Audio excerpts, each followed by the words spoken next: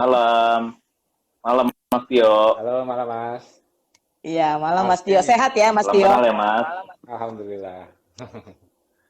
Oke, thank you teman-teman semuanya. Malam Quantum Mitra, malam teman-teman semua. Kita mulai aja ya.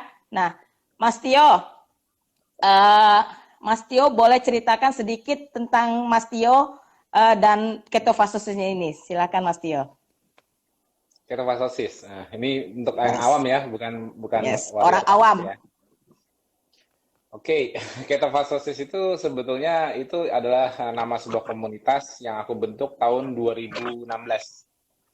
Jadi kalau ketofastosisnya sendiri atau ketofastosis sendiri itu sebetulnya sebuah lifestyle yang awalnya aku Oke. ciptakan itu karena ada masalah di anakku saat lahir. Jadi anakku itu terlahir dengan kondisi cerebral palsy, di mana otak kirinya itu pertumbuhannya terganggu. Jadi Hmm. ventricle. Jadi kalau di otak itu ada ventricle sebelah kirinya itu ventricle-nya itu besar. Artinya white matter di otaknya itu tidak sempurna terbentuknya, sehingga dia mengalami apa yang disebut dengan cerebral palsy. Jadi kayak ada kelumpuhan gitu, hemiplegia di sebelah sisi kanannya dia.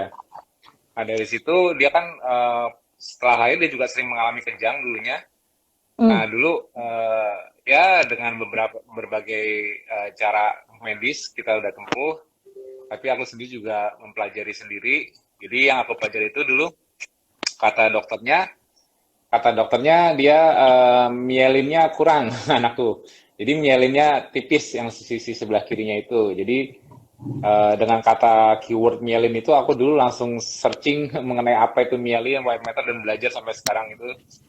Awalnya seperti itu dan dari kata mielin itu akhirnya aku ketemu bahwa bahan bakunya mielin itu ternyata kolesterol dan ternyata untuk mensintesis otak itu mensintesis kolesterol sendiri di otak untuk membentuk mielin dan bahan bakunya itu ternyata beta hidroksibutyrat atau kita sebut namanya keton. Nah dari Hmm. situ tahun 2008 dulu kan ketogenik kan belum seperti sekarang, bahkan belum belum ada mungkin maksudnya ada tapi orang taunya mungkin Atkins dan sebagainya. Tapi kalau aku dulu belajar dari jurnal-jurnalnya itu kalau menemukan keton itu biasanya di kondisi starvation atau diabetes tipe 2. Hmm. Jadi ketosis itu dianggap sebagai masih masih negatif lah dianggapnya seperti itu. Betul. Ya, masih pro Nah, kontra. padahal secara fisiologinya keton itu bagi di anak yang baru lahir itu juga merupakan bahan baku untuk sintesis kolesterol di otak yang merupakan bahan baku bentukan mielin salah satunya. Nah itu jadinya jurnal yang ditemukan dulu seperti jurnal starvation dan sebagainya. Nah dari selama perjalanan itulah akhirnya aku menciptakan apa yang disebut namanya ancestral lifestyle, gaya hidup. Jadi keton ini ternyata memang kalau di dunia sekarang zaman modern itu nggak normal. Nggak normal dalam arti kalau ada orang memiliki keton berarti ada dua hal yang dia lakukan. Antara dia tidak makan sama sekali, misal nggak punya duit, nggak makan sampai 2-3 hari, akhirnya ada keton, atau dia diabetes tipe 2. Nah, tipe 2 yang tidak terkontrol, atau tipe 1 yang tidak terkontrol, gagal masukin insulin, akhirnya keluar keton. Jadi, konotasinya masih masih negatif antara dia starvation atau dia diabetes. Ternyata di timeline sekarang, ketosis itu ialah metabolisme yang masih dianggap tidak normal. Hmm. Padahal ini suatu hal yang sangat normal di timeline yang berbeda dari sekarang.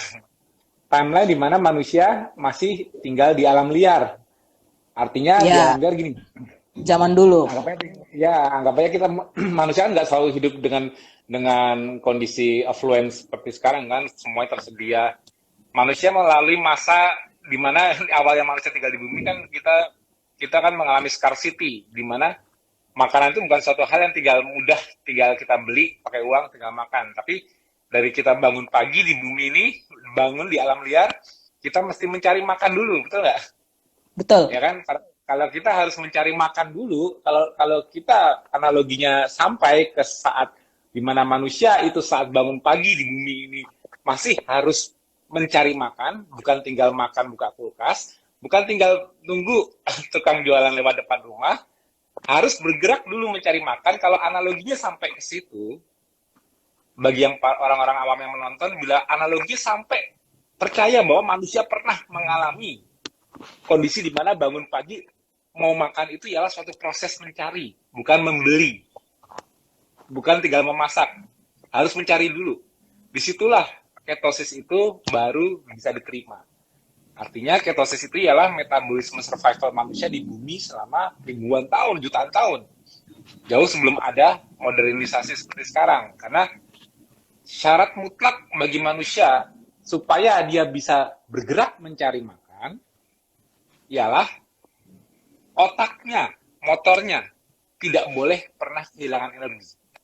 Tidak boleh tergantung oleh yang namanya glukosa atau gula. Otak manusia harus bisa mengakses tangki bensinnya manusia. Ya. Jadi kalau aku karena ini penontonnya kebanyakan awam ya, aku main analogi ya. Oke. Yes. Kita lihat. Kita semua manusia, percaya kan? Percaya. Manusia, kita sebagai manusia, kalau kita anggap tubuh kita itu seperti mesin, seperti anggap aja mobil, aku cuma mau nanya satu hal. Di mana sih letak tangki bensin kita? Kok kan yang bawa mobil? Ayo. 5. Analogi tersimpel. Lambung. Hah? Sorry, Lambung. Lambung. Itu bukan tangki bensin. Berarti kalau lambung, bangun pagi tangki bensinnya kosong dong. Iya dong? Betul nggak? Nggak mungkin kan itu tangki bensin kita. Iya. Iya. Kita sedikit mengangkat Apa ya? analogi awam yang basic yang kalau Darah? dijelaskan secara fisiologi. Darah kita selalu ada. Tapi di mana letak tangki bensin kita sebenarnya? Kalau mobil mau Bahan jalan, bakar ya. ya, Lemak. bakar, bensin. Lemak. Pinter. Iya. Bener kan? Nah, Yes, ternyata yes. tangki bensin manusia sebenarnya saat dia bangun di pagi hari, di mana posisinya? Nah ini viewers banyak yang bener juga nih. Lemak. Aku nyontek dari situ tadi. Ya. Aduh, gimana nih? Tapi bener kan? Ternyata lemak kan?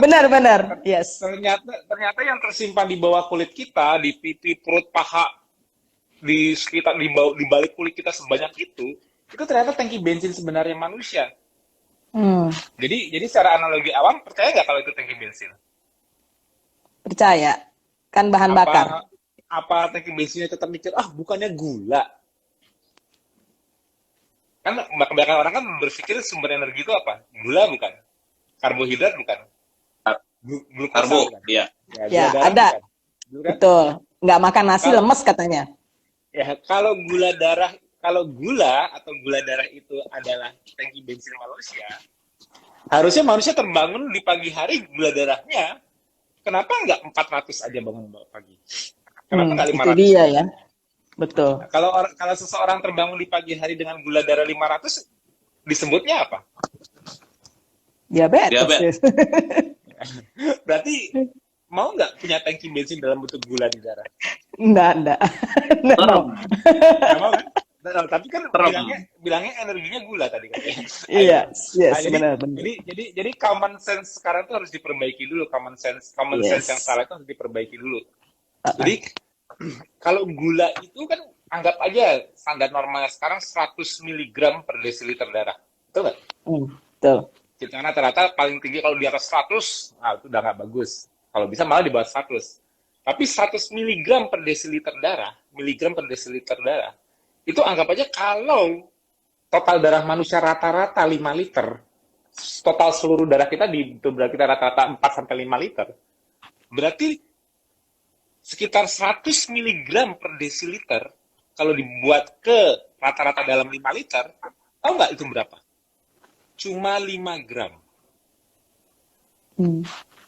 Jadi kalau kita tes gula darah kita terhitung 100 mg per desiliter, terbaca di glukosmeternya pembacanya segitu, itu artinya rata-rata total gula yang beredar, gula yang larut di darah, itu cuma 5 gram. Mantap.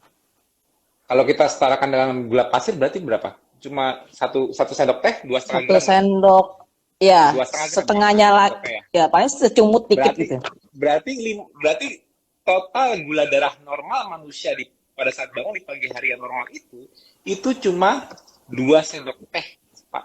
Cukup. Apa Sisanya? mau 500? Makanya aku tanya, mau nggak terbangun dengan kondisi gula darah 500 mg per desiliter? Enggak. Nggak, karena nggak mau kan diabetes? Yes, betul. Ya, oke. Berarti kita semua sepakat. Lucu kalau kita bilang tangki bensin manusia ialah gula. Tangki bensin manusia itu ialah lemak. Lemak di badan. Makanya kalau kita isi bensin dari makanan kita dan kelebihan nggak dipakai, tubuh kita menyimpannya dalam bentuk gula apa lemak? Aku tanya. Lemak lagi kali. Ya, Numpuk. kalau makannya kebanyakan terus mager, kira-kira bertambah apa? Coba bayangkan. Apa yang bertambah tubuh kita? Lemak. Gula dulu ya. Kan awalnya kita habis makan, kita misalnya mau contohnya makan nasi, roti, mie, kebanyakan kan gula naik. Tapi Oh, kalau berarti masih gula. sehat, Ya. kalau masih sehat belum diabetes, gula yang naik ini lama-lama turun kembali dong. Ya kalau belum diabetes, kalau diabetes bisa aja gulanya nggak turun-turun. Tapi kalau belum diabetes dan masih sehat, normalnya manusia ialah apapun yang kita makan sebagai bensin kita untuk kita makan mengisi bensin kembali, tubuh kita kan setelah mengolahnya, setelah menyerapnya kan harus kembali ke kondisi stabil. Kalau kita makan karbohidrat, gula darah lompat dulu, ya kan? Postprandialnya setelah makan lompat dulu. Tapi setelah itu turun lagi kan? Kalau bukan diabetes, kemana larinya? Bagaimana cara manusia menyimpan ekses energi dia? Menyimpannya pasti di gudang dong, tangki bensin dalam bentuk apa? Iya. Glukosa tuh tadi ada yang bilang. Enggak dong, kalau dalam bentuk glukosa, nyimpannya berarti apa? Gula lagi ya? Darahnya tinggi dong. Nggak Timbunan mungkin, kan? lemak. Jadi timbunan Betul. lemak. Obes. Makanya semakin banyak orang ekses makanan yang nggak dipakai, otomatis disimpan dalam bentuk Lemak lagi, ya. Nah, kalau sudah jelas bahwa manusia secara fisiologi menyimpan semua ekses energinya di tangki bensin dalam bentuk yang namanya lemak. Kalau manusia belum makan, harus bergerak.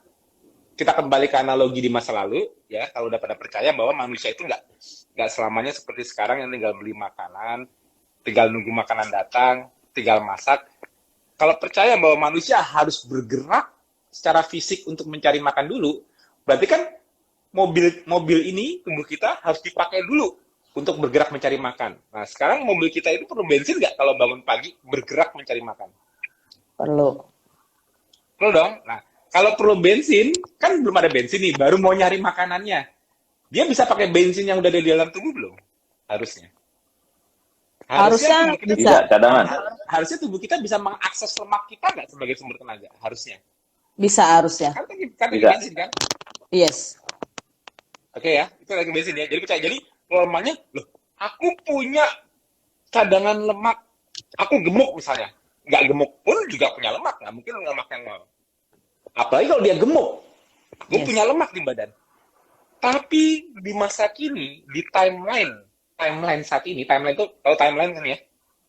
Di timeline Yes. saat ini, lucunya, dengan cadangan lemak yang banyak, alias tangki bensin yang full tank, bahkan lebih, kok kalau kita bergerak dari pagi untuk mencari makan, atau kita beraktivitas secara fisik, ke kantor, kemana, bekerja, mencari duit, belum makan, muncul gejala kekurangan energi, padahal tangki bensinnya kan penuh di mana-mana.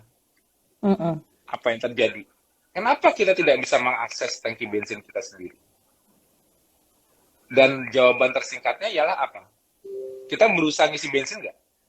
Aduh, aku lemes nih, aku pusing kelengan, aku gemeter, aku Nyari gula. kucuk-kucuk, aku kayaknya mah kambuh. Gimana nih ya supaya aku bisa bergerak lagi? Karena sekarang sifatnya udah affluent, makanan di mana-mana, yang penting punya duit, tinggal ke warung. Kita beli nasi uduk, kita minum teh manis, kita makan bubur ayam, seger lagi kan? Udah masuk bensin, nah baru sekalian kerja. Sehingga dengan konsep seperti ini, mikirnya bensinnya pasti gula, tenaganya pasti karbohidrat. Gula. Buktinya saya harus makan bubur baru bisa seger. Kalau saya nggak makan, saya harus bergerak dari pagi sampai siang tanpa makan, saya gemeter, saya keliengan. Nah, konsep yang menjadi common sense sekarang membuat kalau ada keton di darah, itu seperti aku bilang di awal. Sedangkan, mau tahu nggak rahasianya? Bagaimana manusia bisa bergerak mencari makan, tapi bisa menggunakan tangki bensinnya? Sekarang anggap aja ya, kita analogi lagi ya. Tubuh kita anggap aja sebuah mobil, ya. Bergerak mencari makan. Bergerak, mobilnya berjalan. Kalau mobil kan ada roda-rodanya dong. Kalau kita bergerak pakai kaki, dan lokomotor kita ialah skeletal muscle kita, otot kita, betul nggak? Yes. Otot kita bergerak untuk membuat kita bisa mobilitas, ya kan? Betul dong? Sama seperti mobil, rodanya bergerak, mesinnya bergerak. Sepakat? Untuk bergerak itu butuh energi. Nah, Betul. percaya nggak? Otot kita, jantung kita, liver kita, semua organ kita, itu mudah sekali mengakses tangki bensin. Kenapa? Begitu bangun di pagi hari, lemak kita sebetulnya sudah dilepas ke darah. Lemak kita sudah dilepas ke darah untuk dipakai oleh otot kita bergerak. Oke. Jadi sebetulnya kita tidak kehilangan energi saat di pagi hari kita mau bergerak mencari makan. Tapi lucunya, kok kita bisa kayak lemes. Padahal lemak yang beredar di darah saat kita tidak makan sudah melimpah, dilepas. Kok kita bisa pusing, keliangan? Kok kita bisa gemeter? Katanya tadi tangki bensinnya udah ngeluarin bensinnya dari lemak kita, udah dilepas ke darah. Kok kita nggak bisa pakai? Kok justru kita malah nyari gula? Itulah common sense-nya yang belum dipahami banyak orang sekarang. Sebesar apapun ototmu, sebanyak apapun otot yang kamu miliki, yang otomatis menunjang kemampuan kamu untuk mobilitas dan bergerak atau lebih kuat, aku cuma tanya, sebesar apapun otot yang kita punya, yang mengontrol pergerakan lokomotor, yang mengontrol pergerakan otot untuk kita bergerak, organ yang mana sih? Ayo, aku mau nanya kepada orang awam. Gak perlu jadi dokter untuk tahu ini. Yang mengontrol supaya aku bisa bicara, yang mengontrol supaya aku bisa menggerakkan jariku, mudah nggak? Otak. Yes. Mudah nggak? Ya nggak? Iya. Betul kan? Ya, bro. Wah, aku punya otot besar nih. Aku bisa ngangkat 100 kilo deh. Kalau begitu dia kena stroke ototnya segede gitu, masih bisa ngangkat 100 kilo nggak? Udah nggak bisa. Mati semua. 2 kilo aja lemah. Berarti berarti semua yang mengontrol semua organ kita, yang mengontrol organ termasuk skeletal muscle, otot-otot kita, itu siapa? Otak. Kalau udah jelas otak, mulai ngeh nggak? Kenapa di pagi hari saat kita punya lemak, tapi lemak dilepas ke darah, harusnya otot bisa make, tapi kok kerasa lemes? Kira-kira yang nggak bisa mengakses lemak siapa? Organ mana yang nggak bisa mengakses? Karena dia otaknya mungkin ngerasa ya gue harus makan nasi, kalau nggak lemes gitu. Akhirnya ya itu yang terbawa, ya apa nggak sih? Nah, ini yang baru mau aku jelaskan. Ini the biggest common sense yang orang belum paham. Secara fisiologi, ini baru aku secara teknikal ya. Kalau ini nggak teknikal, aku nggak bisa mengawamkan lagi kalau yang ini. Yes. Otak manusia memang tidak bisa pakai lemak. Iya. Lucu nggak? Nah, sekarang aku tanya. Organ yang paling terpenting bagi manusia, organ yang paling terpenting yang mengontrol semuanya itu otak. Tapi percaya nggak? Organ yang paling penting ini malah dibuat tidak bisa memakai lemak. Lucu nggak?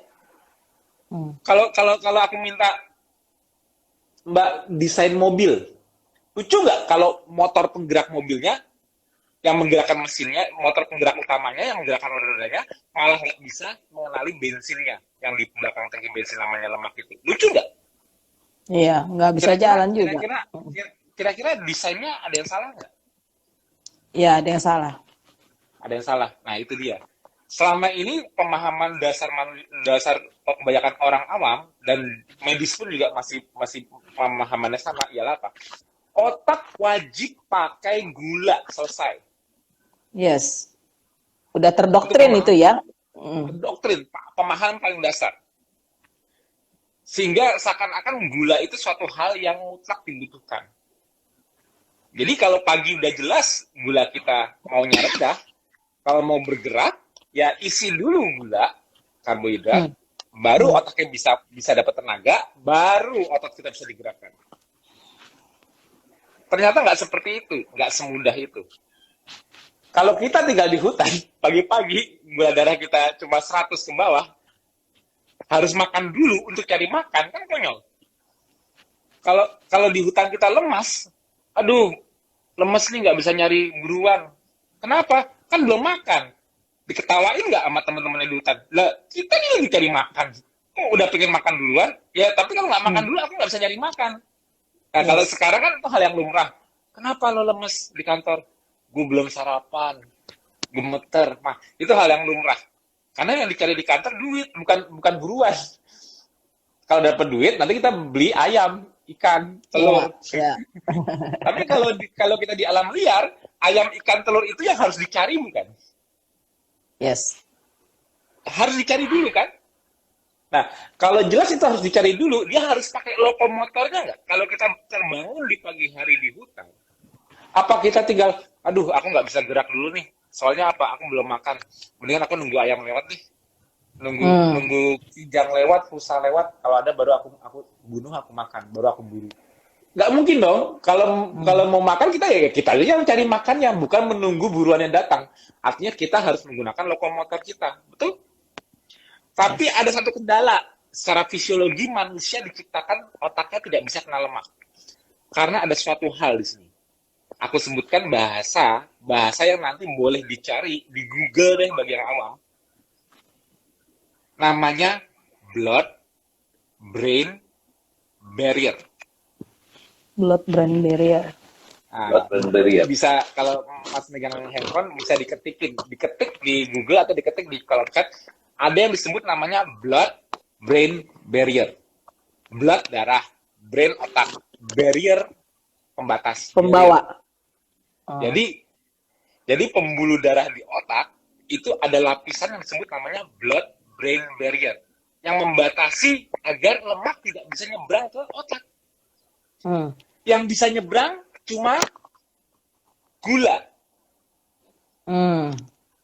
Itu sebabnya makanya otak wajib pakai gula. Katanya, Ya. yang kedua ialah laktat. Mungkin banyak yang belum mengerti laktat itu apa. Laktat itu ialah secondary dari utilisasi gula yang pemakaiannya setengah, tidak benar-benar dibakar habis menjadi CO2 dan H2O. Itu disebutnya laktat. Ya. Laktat bisa menyeberang ke otak. Nah, ini aku agak sedikit teknikal ya, nggak usah dibikin pusing. Kalau gula menyeberang ke otak, itu ada namanya transporternya, namanya glucose transporter. Kalau laktat menyeberang ke otak, ada transporter namanya monokarboksilas transporter, MCT, monokarboksilat transporter. Nggak usah dihafalin. Tapi tahu nggak ternyata ada satu substrat lagi yang bisa menyeberang ke otak. Oke. Dengan menggunakan transporter yang sama yang digunakan. Transporter itu berarti transportasi yang sama, jalur transportasi yang sama seperti yang digunakan laktat, yaitu monokarboksilat transporter. Nah, substrat yang bisa menyeberang itu disebut namanya Keton. beta hidroksibutirat atau asetoasetat. Itu bahasa kimianya. Kalau kita bilangnya sebagai keton bodies atau disebutnya keton. Oh, ternyata keton bisa dipakai di otak. Bisa. Nah, dari pengetahuan dasar fisiologi tadi, aku tarik mundur ke belakang. Kalau tangki bensin kita lemak, aku tanya, lemak bisa jadi gula nggak? Bisa. Bisa dong. Hah? Bisa. Bukan jadi gula, jadi sumber Jadi energi. energi. Ya, sumber energi. Tapi kalau nggak kebakar jadi gula. Jadi lemak lemak itu sebetulnya rantai kimianya disebut namanya triacylglycerol. Atau kita bahasa awamnya kita sering dengar kalau lab triglycerid. Pernah dengar nggak? Ya. Yes. Triglycerid. Bahasa kimia triacylglycerol. Jadi cuman rantai gliserolnya aja. Triacylglycerol itu artinya gliserol satu molekul gliserol yang mengikat 3 rantai fatty acid, 3 rantai lemak. Cuma satu gliserol ini aja bisa dirubah menjadi gula melalui gluconeogenesis. Tapi nggak bakal signifikan kalau harus memenuhi kebutuhan gula di otak. Sedangkan fatty acidnya sendiri yang nempel tadi yang 3, ini cuma jenis yang odd chain aja yang bisa jadi gula, dan itu nggak banyak. Jadi secara resminya fatty acid atau lemak ya, fatty acid, bahasa Inggrisnya fatty acid ya, asam lemak, itu tidak bisa menjadi gula. Tapi fatty acid kalau sudah dirubah di liver menjadi bentuk yang disebut namanya keton atau beta hidroksibutirat, itu baru bisa nyebrang ke otak. Jadi ingat, otak bisa pakai glukosa, gula, bisa pakai laktat, bisa pakai keton. Mana yang directly terhubung langsung ke lemak? Keton. Keton. Jadi, ternyata keton itu merupakan cara otak manusia bisa kenal tangki bensin. Pipi, perut, paha, itu lemak semua, tidak bisa begitu dilepas ke darah, mereka tidak bisa nyebrang ke otak. Makanya, sesaat kita pikir, kok konyol ya desainnya? Kok kenapa ya otak yang menggerakkan otot supaya bisa bergerak, tapi justru malah otak tidak bisa pakai lemak langsung yang berada di darah? Kenapa ya otak malah dibatasi blood-brain barrier? Ternyata harus dirubah dulu lemaknya di liver menjadi keton, baru bisa nyebrang ke otak. Jadi secara tidak langsung, kalau kita mengerti keton itu ialah cara otak mengenali lemak di badan, cara otak bisa mengakses tangki bensin, masih bilang keton itu aneh nggak? Enggak. Gini, aku tanya simpel deh. Mau nggak bangun pagi, otak udah bisa lihat pipi, perut, paha. Kita belum masukin makanan, otak kita tidak kehilangan energi. Otak kita rasanya fresh. Otak kita bisa dengan mudah menggerakkan otot-otot kita. Ya kan? Karena aku udah bilang, kalau otot bisa langsung pakai lemak. Tapi kalau otak yang ngontrol otot tidak dapat energi, sebesar apapun ototmu, tapi otak kehilangan energi, kira-kira bisa nggak bergerak? Apa malah lemes, lengan? Yes, lemes. Itu yang membuat ketosis make sense-nya bukan di timeline saat ini. Timeline. Ternyata ketosis itu baru make sense di timeline rentang waktu di mana manusia itu nggak tinggal makan. Kalau mau makan, cari dulu. Kalau harus cari dulu, butuh bergerak tanpa makanan, butuh putar otak tanpa makanan, berarti otak manusia di masa itu harus bisa melihat tangki bensin nggak? Ya, harus bisa melihat. Karena dia terbangun bukan dengan kulkas di rumahnya dia. Dia terbangun dengan kulkas di badan dia. Kulkasnya di mana-mana. Pipi, perut, paha, dan sebagainya. Kulkasnya di badan, bukan kulkas di rumah. Kalau kita terbangun sekarang, buka kulkas, kita makan. Kalau manusia di masa lalu harus cari makan, dia harus bisa buka kulkasnya dia sendiri. Yes. Kulkasnya dia, tangki bensin dia namanya lemak. Supaya lemak ini bisa dikenali otak, harus berubah jadi keton. Disitulah basicnya. Kalau bertanya, keton itu bukannya bahaya? Kalau keton bahaya, berarti kamu tidak ingin otakmu tidak kenal dengan lemak di badan. Berarti ada yang salah ya, kalau keton itu jadi bahaya itu berarti ada yang salah ya. Kalau keton, jadi gini, keton itu dianggap bagi dunia medis sekalipun yang belum terupdate. Jadi keton itu biasanya ditemukan di kondisi orang yang biasanya kalau secara patologi penyakit di UGD, kalau ada diabetes tipe 1 atau diabetes yang sudah untreated, yang gula darahnya udah lompat tinggi sekali, itu biasanya ketonnya juga ikut tinggi. Ketonnya naik, makanya dibilangnya ketoasidosis. Iya, itu semacam keracunan ya. Ketoasidosis itu ialah kondisi di mana ketonnya ada di darah, tinggi, di atas 20 milimol, dan gulanya juga tinggi, sampai 300 lebih ke atas. Tapi kalau yang aku bilang di masa lalu, manusia bangun tidur, gula darahnya tidak 500. Gula darahnya mungkin cuma 80, 70. Dan dia juga ada keton di darahnya. Ketonnya juga nggak di atas 20 milimol kayak orang ketosidosis. Ketonnya berapa? Ketonnya cuma sekitar 0,5 sampai 4 milimol rata-rata. Nggak besar. Ketonnya nggak setinggi orang ketosidosis, tapi keton itu ada di darah. Fungsinya apa? Fungsinya buat organ terpenting manusia untuk bisa menggerakkan skeletal muscle-nya mencari makan. Itu cara melihat ketosis sebenarnya. Jadi kenapa kita nggak ngebahas? Oh, keton itu bukannya harus kita diet dulu baru punya keton. Ya memang kalau sekarang, tapi cara melihatnya bukan gitu. Pahami metabolisme ketosis sebagai cara alaminya manusia untuk memperkenalkan otak dengan tangki bensin. Itu kalau percaya bahwa tangki bensin kita lemak bukan gula. Aku nggak tahu, mungkin audiens ada yang berpikir, enggak, tetap gula cadangan gua. Orang gula gua aja tadi pagi 200 kok. Ya. Nah itu. Dikasih gula banyak nggak mau malah ya. Yes. Saya tetap percaya pakai gula. Gula tadi pagi saya 200. ya monggo, coba dicek ke dokter. Yes, thank you Mas Tio penjelasannya nih lengkap banget. Teman-teman, thank you yang udah join di Tanya Mentor nih. Kalau ada pertanyaan boleh ya di samping add comment itu ada kolom yang ada tanda tanyanya. Di sana aja nanyanya ya. Jadi nanti bisa aku bacain. Karena kalau di kolom chat ini cepet banget naiknya gitu loh. Jadi nggak kebaca pertanyaannya ya teman-teman. Tolong ditulis ulang. Lalu ada tanda tanya itu di situ. Silakan Koken, dari tadi ngangguk-ngangguk aja nih. Mau nanya apa nih Koken?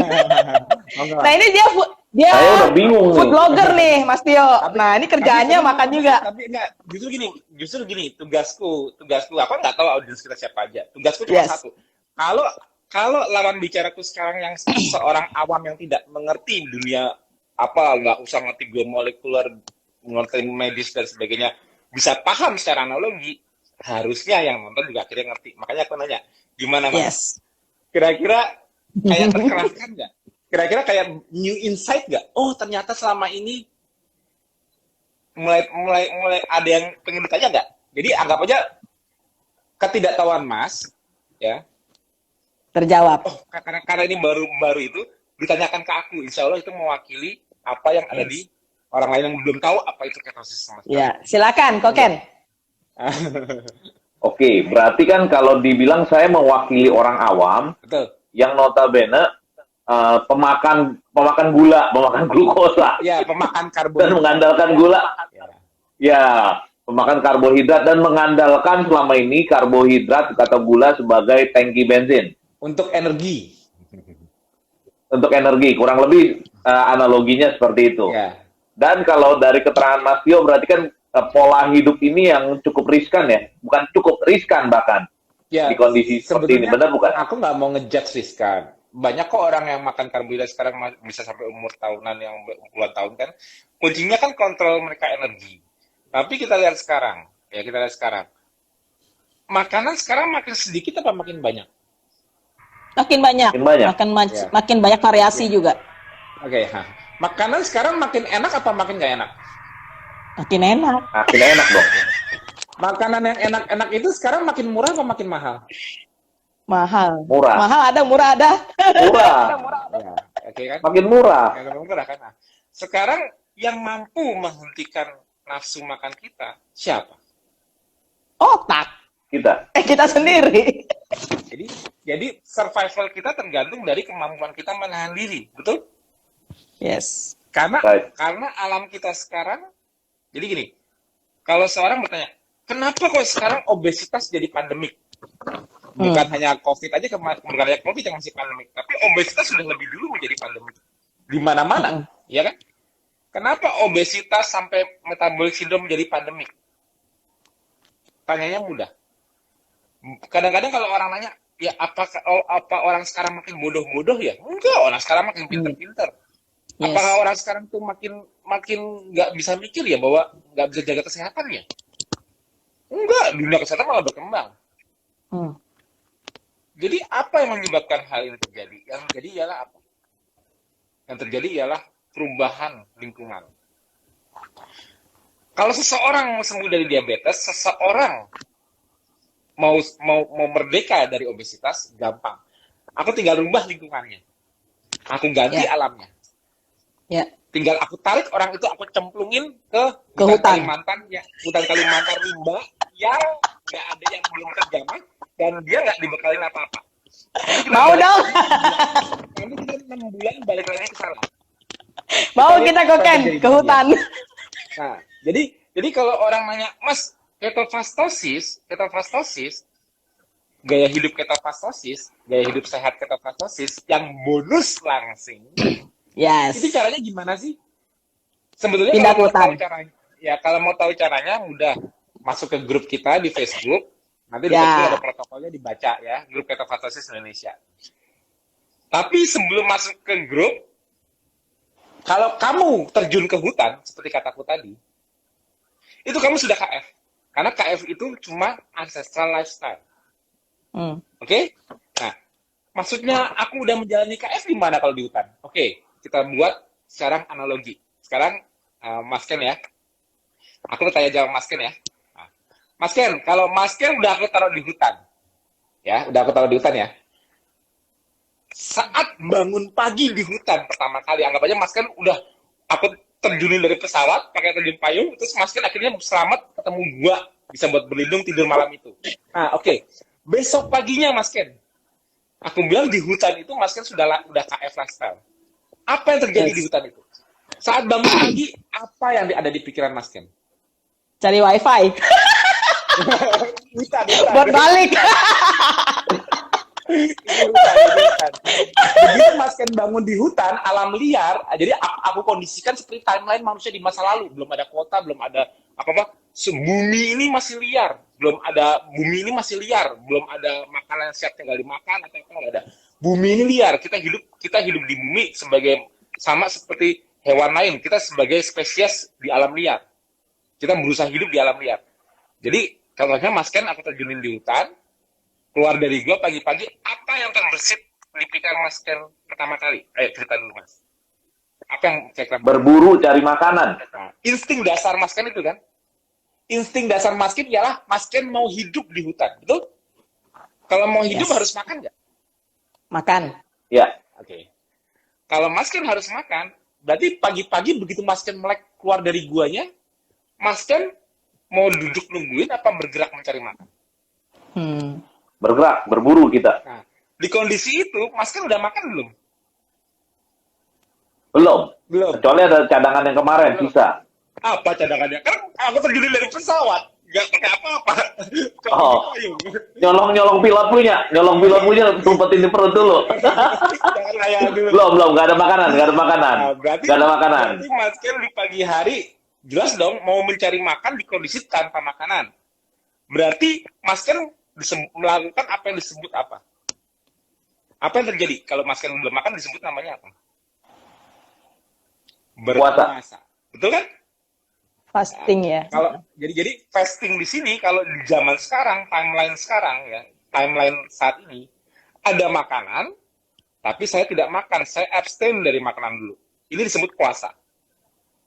Kalau di hutan, puasanya dipaksa. Puasanya karena kondisi apa mas sengaja puasa?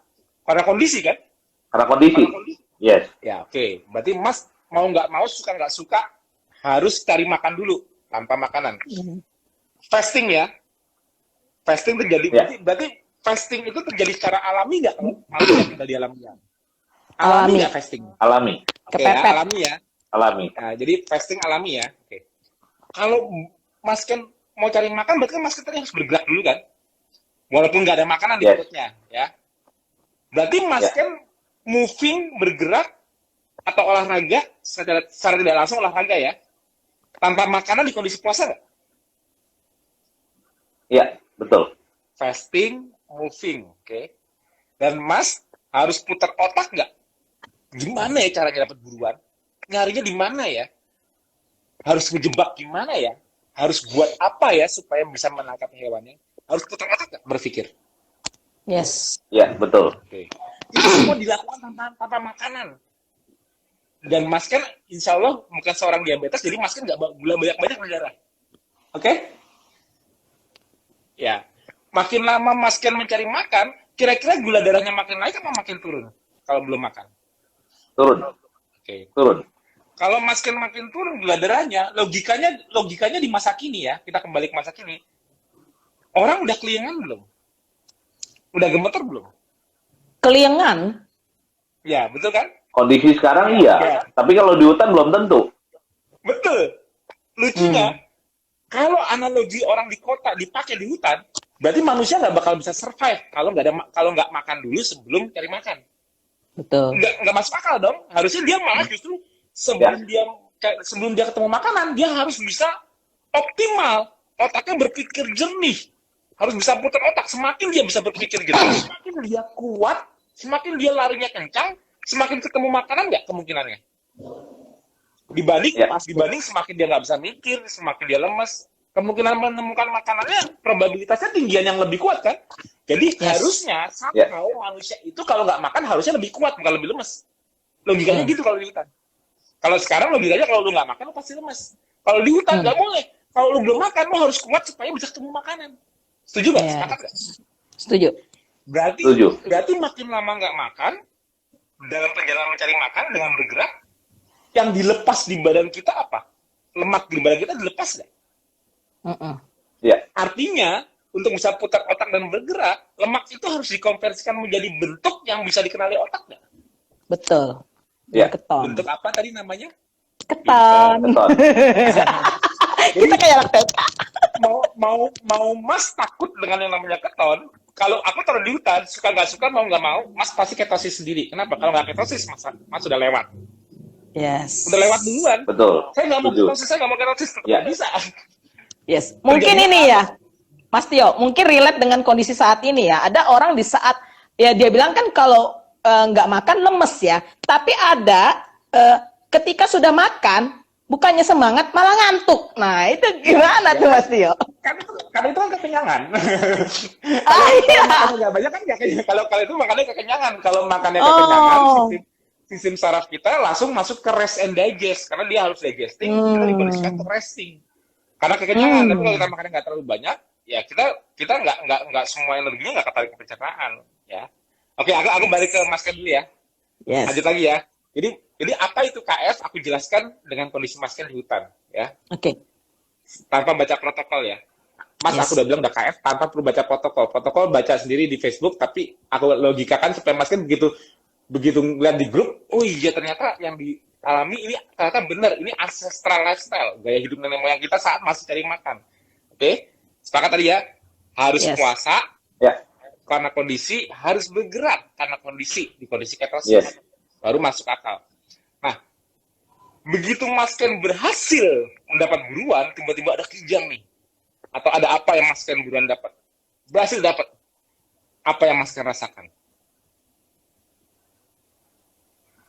Mau cepet-cepet masak? Enggak, begitu, gini deh. Kalau Mas itu dalam membayangkan itu buruan, mungkin nggak kebayang. Sekarang gini, kalau di dunia sekarang yang dicari apa? Duit kan? Yes. Oke. Mas Ken, ini aku ada 100 juta, ambil ya. Apa yang Mas rasakan? Senang. Happy. Senang, puas, kenyang. Kenyang enggak. Belum kenyang. Senang, puas, happy. Ya. Nah, kalau Mas Ken, aku taruh di hutan dan harus hidup, begitu Mas Ken dapat buruan Mas, kayak dapat duit nggak? Betul.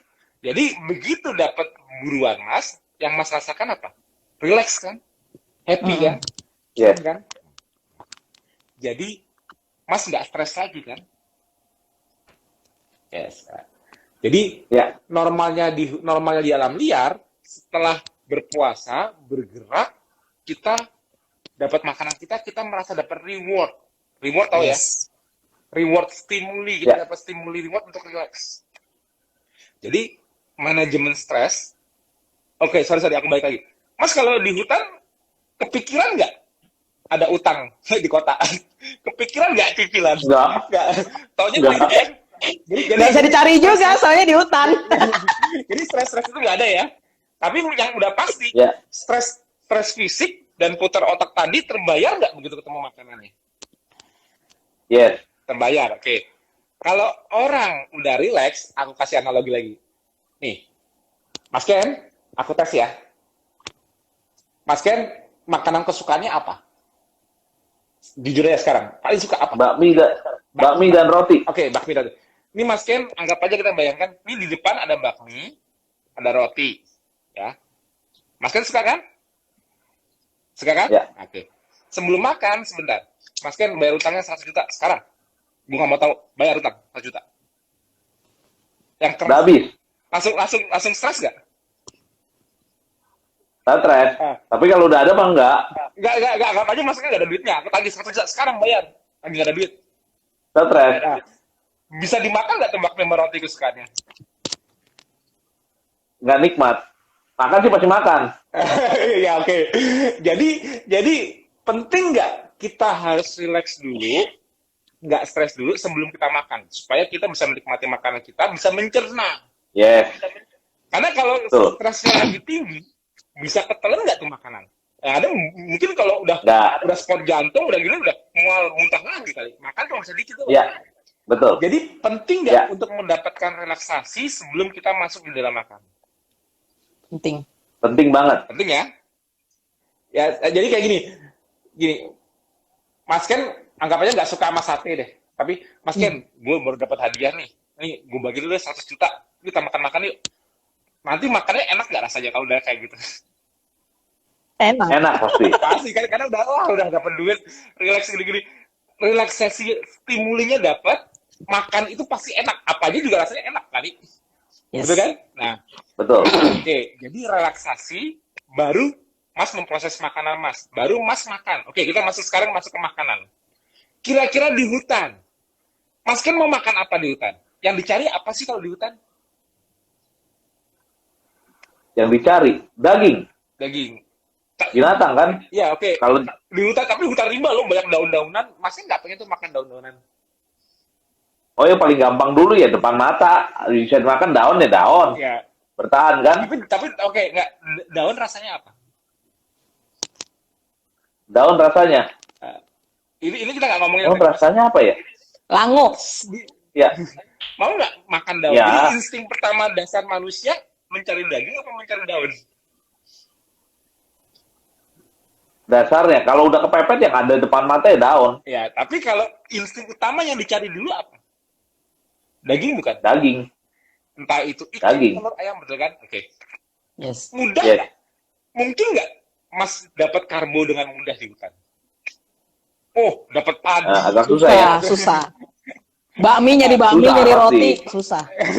Jangan apalagi bakmi sama roti. Belum ada pabrik tepung kali. Iya, bener nyari tepung aja susah. Jadi insting basic kita manusia ialah hunter gatherer, alias berburu.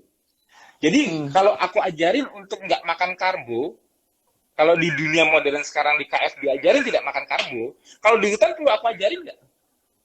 Nggak perlu. Karena Nggak perlu. memang nggak ada ya.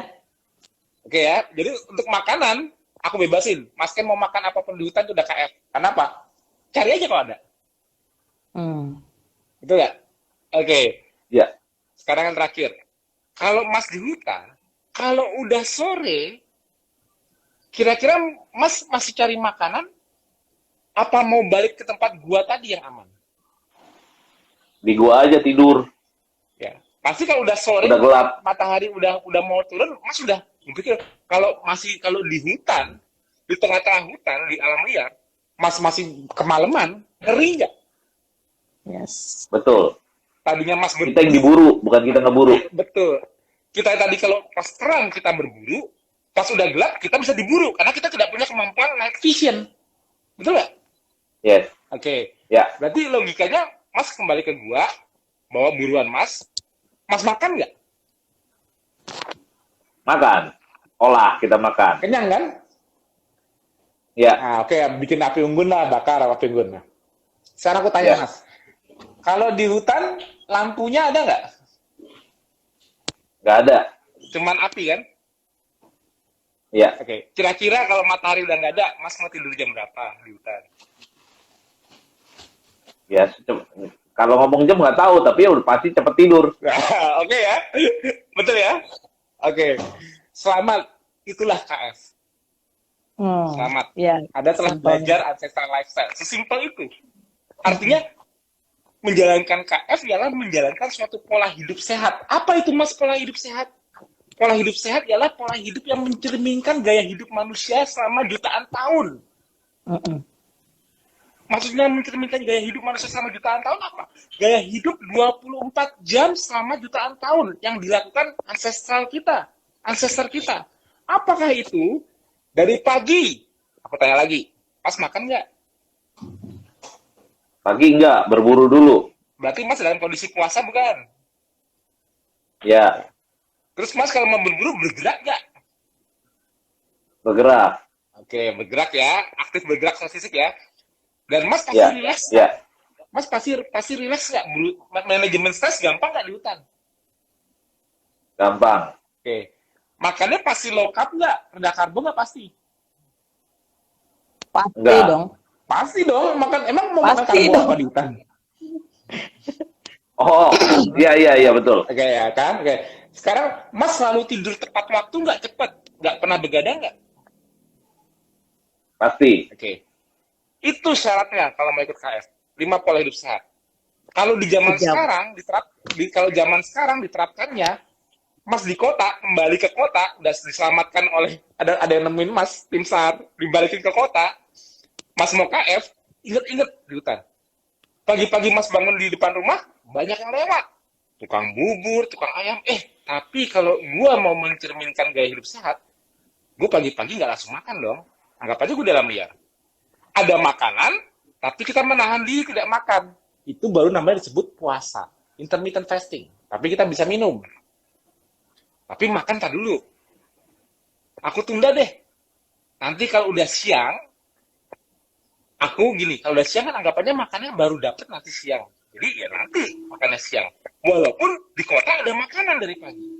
Nah, aku kalau di kota, kalau di hutan, nggak ada yang nyuruh aku bergerak, nggak mager. Karena aku mau hidup. Nah, kalau di kota, perlu aku ingetin nggak? Ayo, bergerak, aktif bergerak, olahraga di saat kondisi puasa di pagi hari. Jadi, 5 pilar di KF itu ialah intermittent fasting.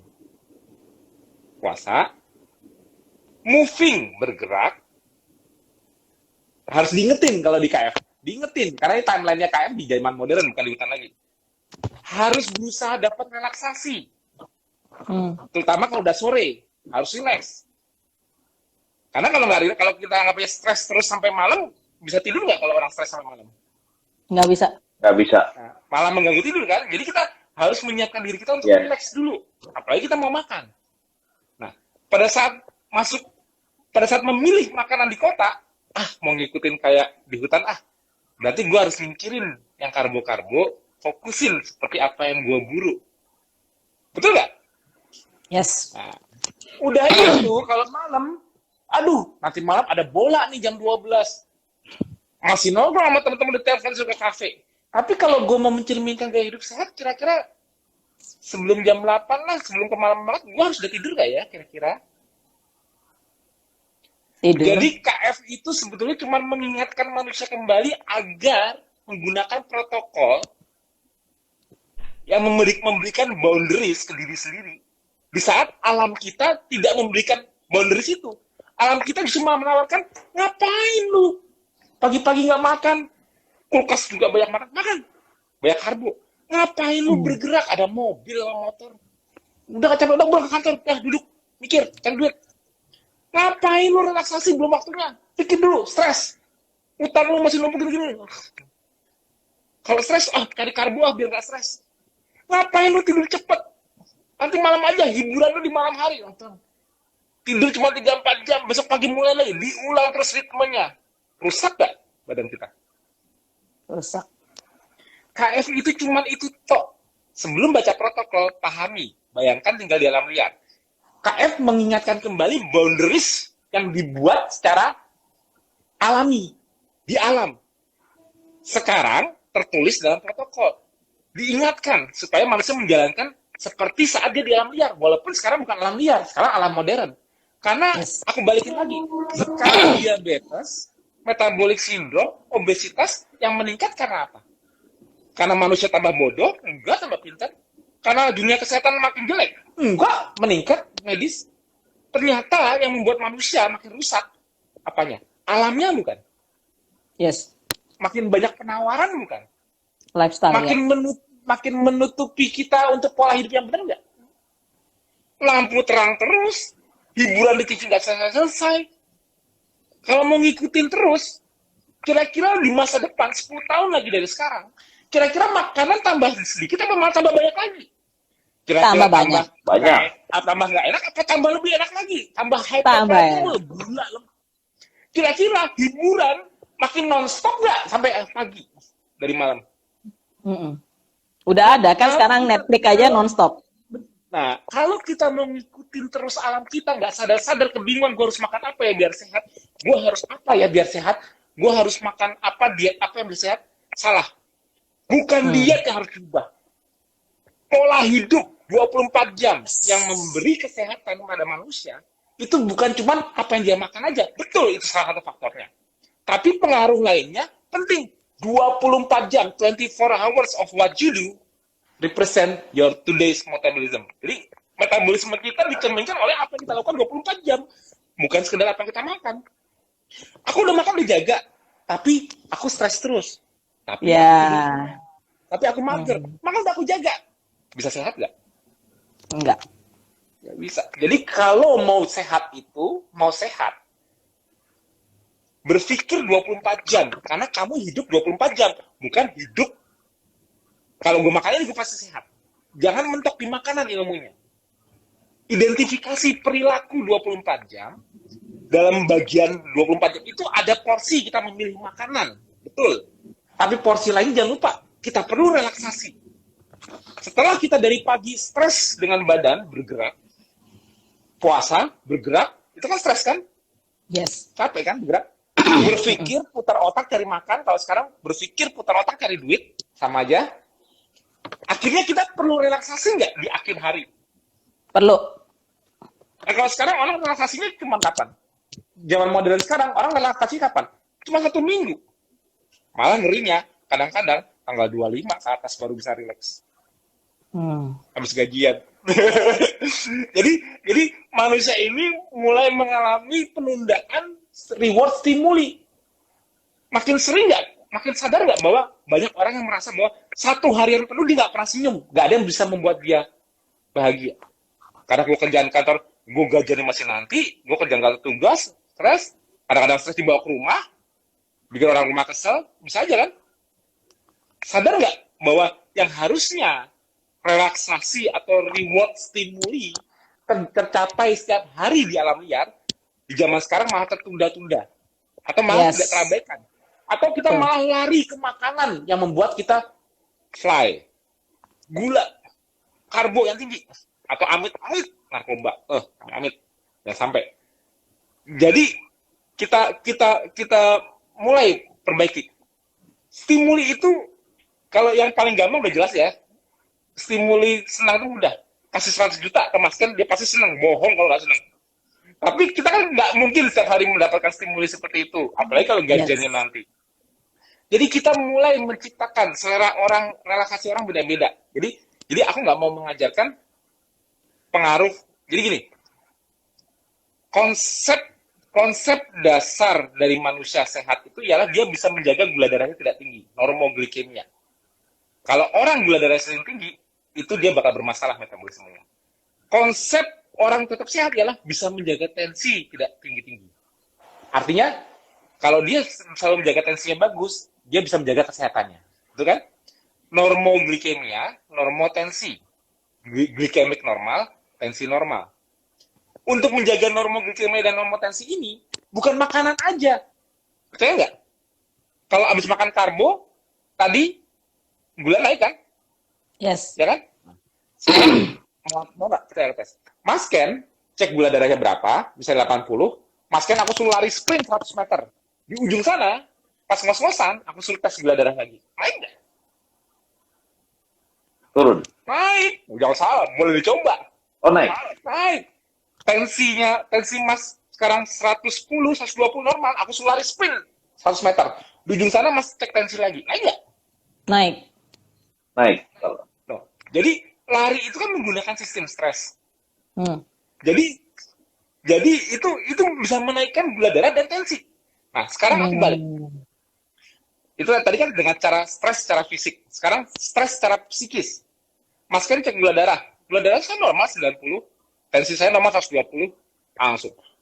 Nih tagihan utang lo. Bayar sekarang. Kaget kan? Ya. Pas kaget, sebentar. Aku cek gula darahnya lagi. Aku cek tensinya lagi. Dua-duanya naik nggak? Naik. Naik. Jadi siapa yang bilang metabolisme manusia untuk sehat cuma dengan makanan? Ayo, siapa yang bilang? 24 jam perilaku. Di KF diajarkan perubahan intervensi perilaku, mengharmoniskan perilaku. Stres boleh, tapi letakkan di pagi hari. Siap untuk rileks kalau udah sore, karena mau tidur di malam hari. Di bagian dari 5 pilar ini ialah makanannya dijaga. Karena dengan menjaga makanannya, tidak makan karbo, lemaknya bisa jadi keton bisa dikenal di otak.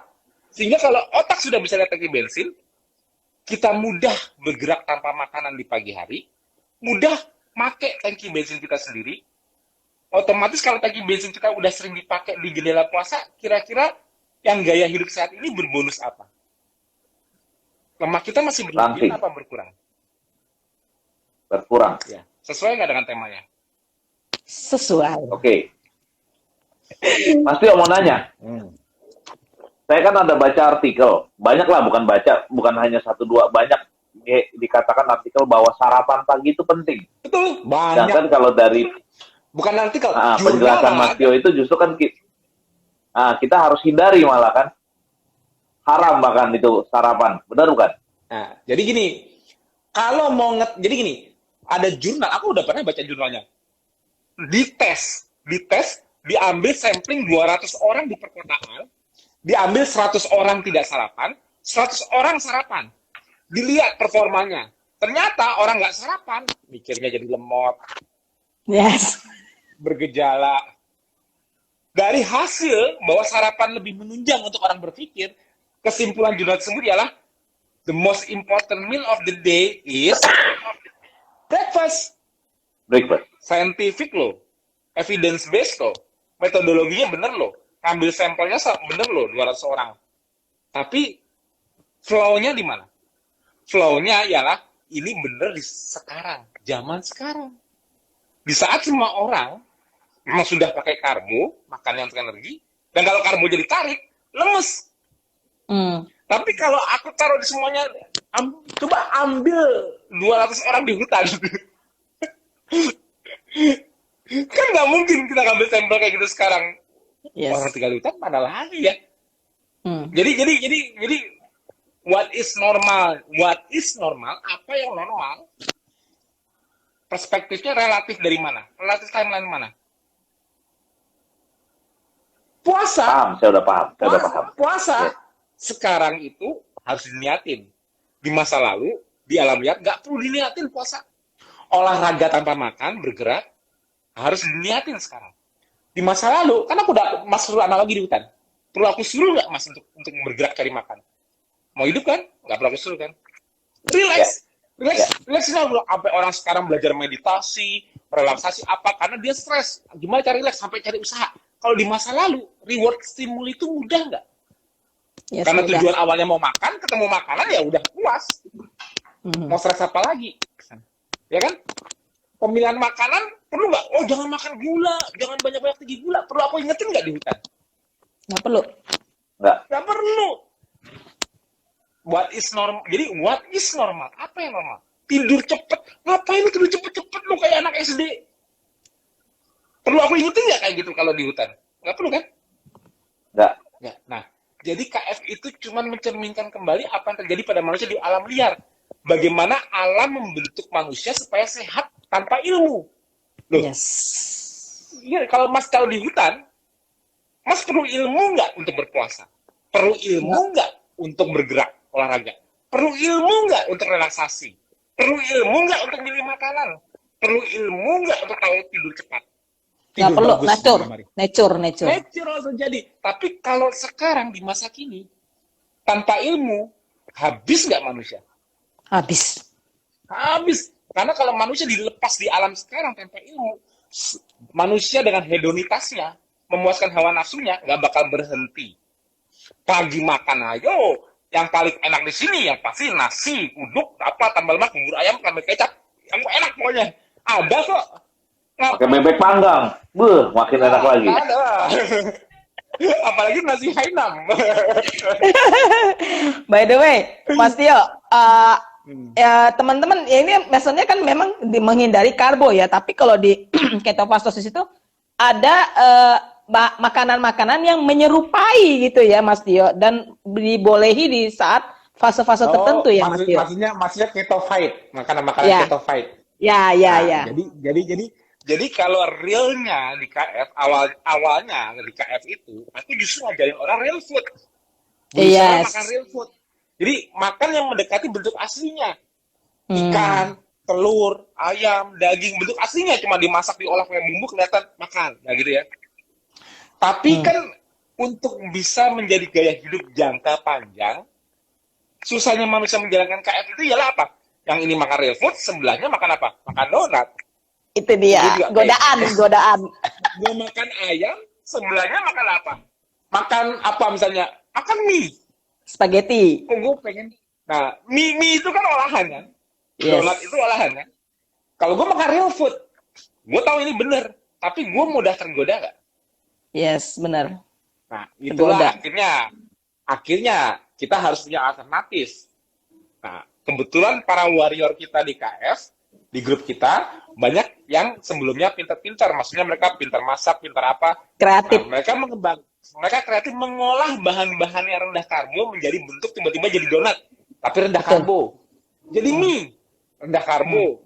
Nah, ya karena prinsip basicnya itu kita mengharapkan yang rendah karbo, ya why not? Daripada mereka makan mie sebenarnya itu sebenarnya kembali ke ketosis, ya aku perbolehkan. Tapi aku tetap menyarankan fokus real food. Minimal. Gunakan makanan-makanan yang ketofai. Ketofai itu artinya dirubah mie aslinya tinggi karbo, dirubah dengan bahan lain menjadi ketofai alias rendah karbo. Nah, itu kan berarti kan bisa digunakan. Tapi kalau aku prinsip gini, aku nggak larang. Sebetulnya making sense itu boleh dimakan karena kan nggak mengeluarkan dari ketosis. Tapi baiknya real food dulu, baru makan ketofai food atau ketofai selingan. Dan aku jamin ketofai food nggak ada murah. Karena kan bahannya kan karbo. Bener. Jadi buat selingan lah, buat ini, buat itu oke. Tapi untuk lifestyle hariannya usahakan mendekati real food karena itu yang utama. Kalau kadang-kadang kita makan keto food itu kadang-kadang ya, aneh kita nggak sadar diri. Kita tadinya kalau kita makan ikan, telur, ayam kita kenyangnya cepet, makan segini. Tapi kalau makan keto itu nggak kenyang-kenyang, ya sama aja bohong kan. Nah, betul. jadi aku maunya boleh, nggak dilarang untuk menggunakan keto food, tapi kita berusaha fokus real food. Ini keto food itu sebagai anti cheating nih. Daripada gue makan bakmi beneran lagi, mendingan gue pakai bakmi keto, mendingan kayak gitu. Jadi fine aja. Karena ini kan untuk long term, lifestyle jangka panjang. Jadi kan manusia kan semua pasti kan ya walaupun kita aku bisa nggak makan kayak gitu, aku kuat ya. Situ bisa, yang lain belum tentu bisa kan. Tujuannya kan sama-sama baik, sama-sama menjaga ketosis terjalan supaya 5 pilar ini mudah dijalankan. Nah, karena basic tujuannya sama, ya aku nggak mau terlalu keras juga. Ya, oke lah sekali-sekali ini, tapi juga jangan jadi ketagihan, menjadi males. Ini ya, real food itu gini, real food it's the best, keto food boleh. Nah, gitu aja. Yes. Tapi real food is the best. Dan murah lagi kalau harusnya kita makan ikan, telur, ayam yang benar-benar real food, harusnya murah. Dan kalau makan ya, kalau di KF, kalau makan udah masuk jendela makan, misalnya gini, aku buka jam 12 siang. Nah, dari jam 12 tutup jam 8 malam, itu kalau masih lapar makan lagi aja. Aku udah makan ikan 2, masih lapar mas, makan lagi ayamnya, makan lagi telur, mau makan berkali-kali bisa, nggak perlu nahan, nggak perlu hitung-hitung kalori. Jadi kalau pembentukan kalori restrictionnya ialah berdasarkan jendela makan yang dibentuk. Kalau aku udah sanggup buka jam 2 siang, otomatis makanku nggak bakal sebanyak kalau aku buka jam 12 siang. Kan makin sempit jendelanya. Kalau aku buka jam 4 sore, tutupnya makan jam 8 malam, berarti kan jendela makan itu makin sempit. Berarti aku makan sebanyak apapun di jendela itu nggak mungkin berlebihan. Nah, itulah sebabnya makanya kita bertahap. Jadi Yes.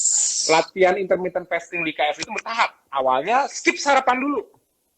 Ntar kalau udah bagus, udah adaptasi, udah makin bisa berpuasa, baru menambah pelan-pelan. Tapi perhatikan, jangan buru-buru pengen cepat kurus. Tadi kan aku bilang, ini gaya hidup sehat. Ini gaya hidup sehat, langsung tuh bonusnya. Jangan sampai berpikir bahwa, aku kuat nih, aku mau kayak Mas Tio deh, makannya sekali sehari aja.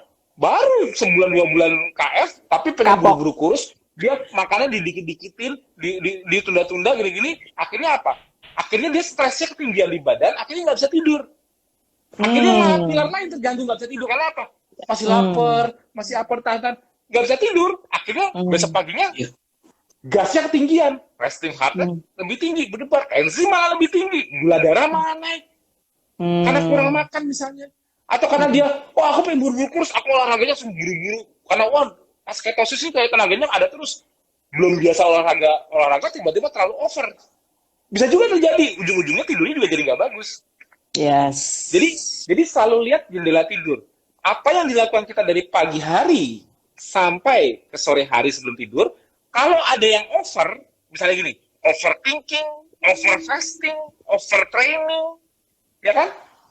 Apapun yang terlalu over melakukannya sebelum waktunya, yang terjadi apa? Kemampuan tidur kita turun. Tiba-tiba kita susah tidur. Nah, kalau kita sampai bisa susah tidur di malam hari, langsung detect ada stres berlebih di hari ini.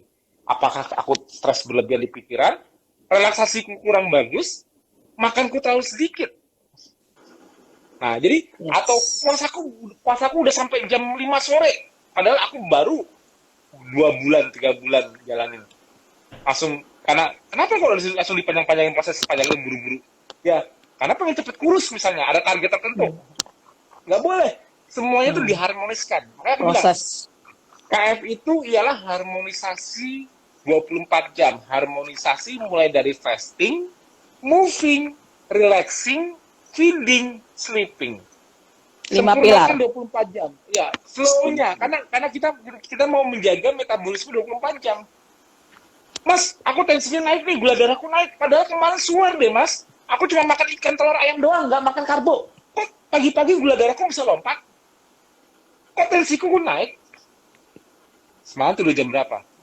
Yes. Jam 11, Mas. Bangun jam 3, jam 4. Tapi kan aku makannya bener, Mas. Kok gulanya naik? Ya iyalah. Tidurnya cuma jam segini, cuma tidurnya pendek. Gimana bisa gini? Mobil dipakai seharian. Sore dimatiin harusnya, malam dimatiin, pagi-pagi dingin dinyalain lagi, langsam nggak? Langsamnya bagus nggak RPM-nya? Enggak, apalagi kalau langsung ngebut gitu ya.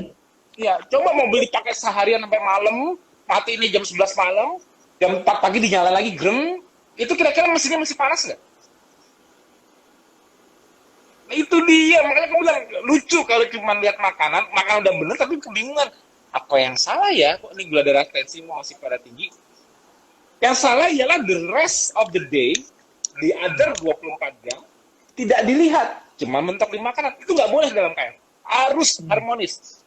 Harus bisa mengidentifikasi kesalahannya di mana. Karena apa? Percaya deh.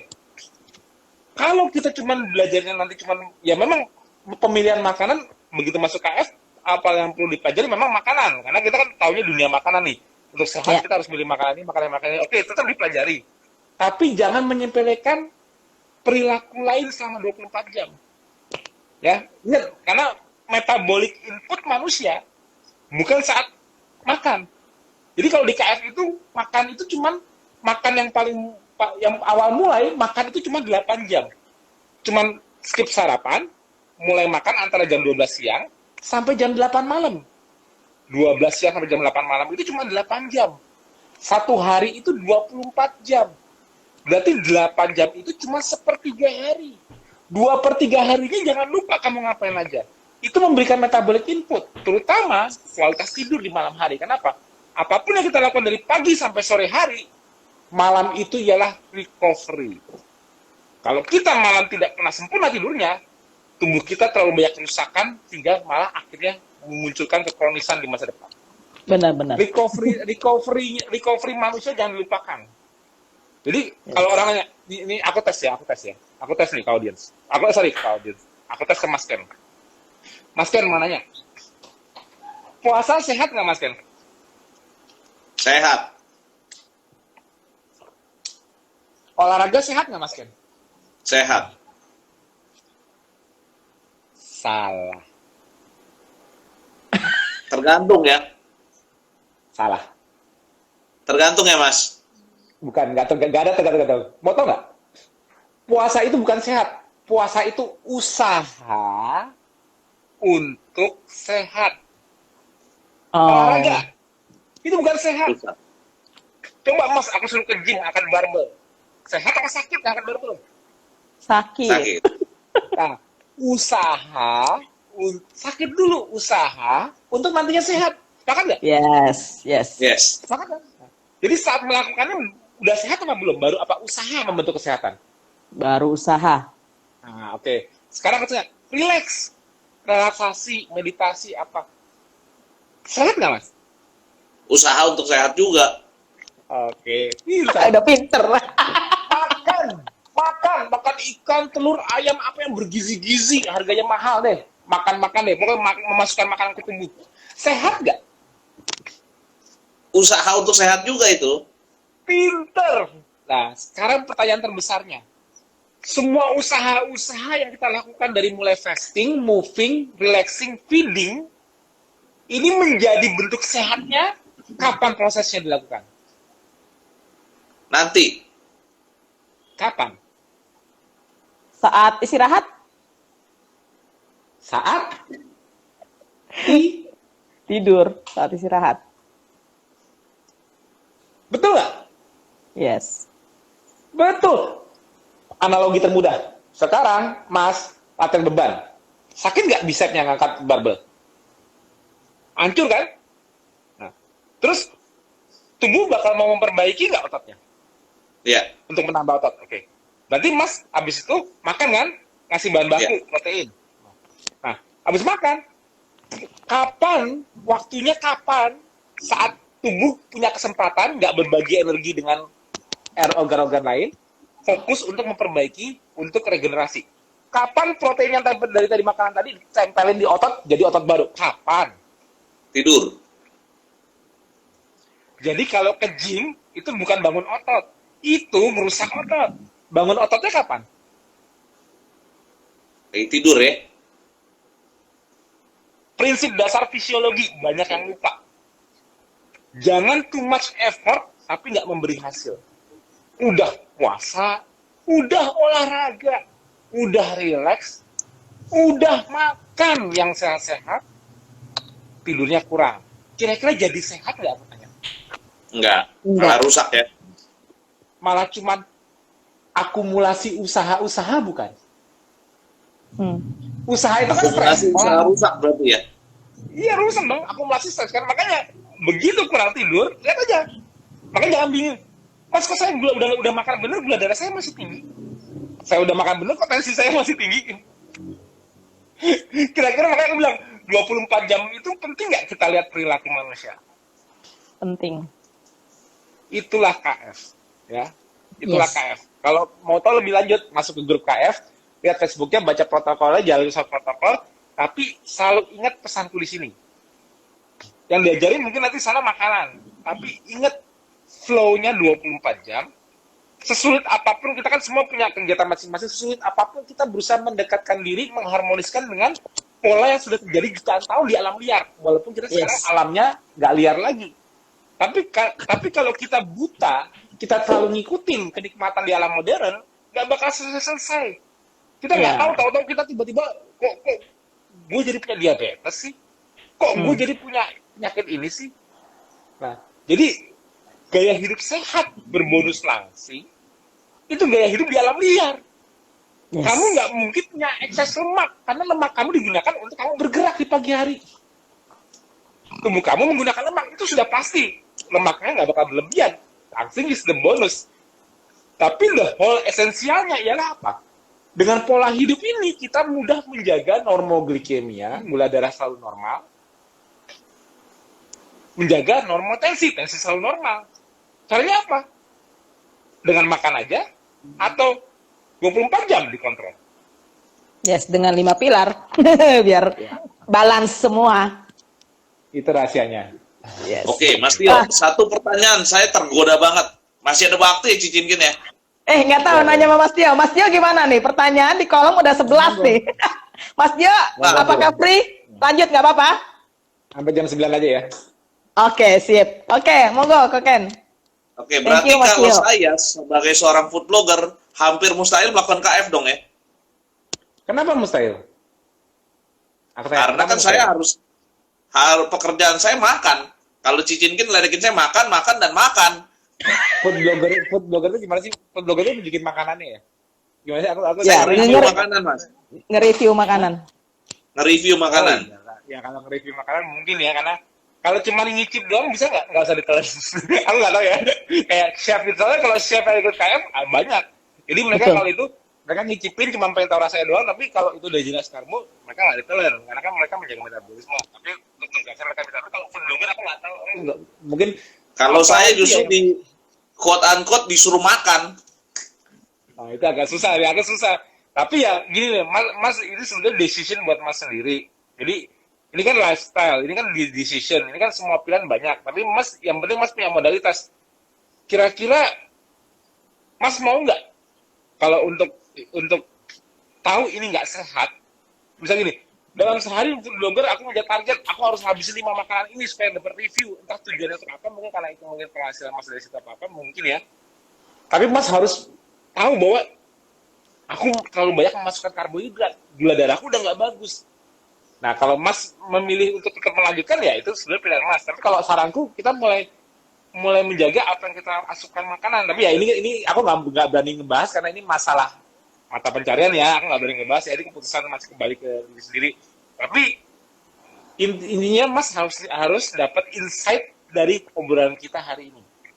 Apapun pilihan mas, apapun keputusan mas nanti itu hak mas punya. Tapi harusnya mas dapat something dari hari ini. Banget, Aku ngasih dapat insight. banget. Nah, maksudnya dapat memberikan pencerahan, kebenaran yang orang nggak bisa lihat. Mungkin selama ini mata orang-orang tertutup. Sehat itu seperti apa sih? Masih bingung. Apa harus makan apa saya supaya sehat? Harus ngapain? Minum obat apa? Suplemen apa supaya sehat? Ternyata kesehatan itu ternyata simple kalau udah di alam liar. Karena gini mas, ini aku ngasih insight gini. Adil nggak kalau cuma manusia modern yang umurnya bisa panjang, sedangkan orang yang masih belum punya ilmu tinggal di alam liar, umurnya nggak ada yang panjang. Adil nggak? Nggak. Tuhan menciptakan manusia, ya kan? Ya kita semua manusia bertuhan ya, oke ya. Nah, bayangkan Tuhan menciptakan manusia, manusia ditaruh di bumi ciptaan Tuhan. Setuju? Sepakat dong? Yes. Ya. Saat manusia ditaruh di bumi, Tuhan sebagai desainer manusia, desainer basic manusia dan desainer bumi tempat tinggalnya, udah tahu nggak kalau ini pasti cocok, pasti bisa survive ciptaan gue ini. Gue buat sapi, gue buat kambing, gue buat ini pasti cocok loh. Desainer utamanya kan the mighty engineer, the mighty designer.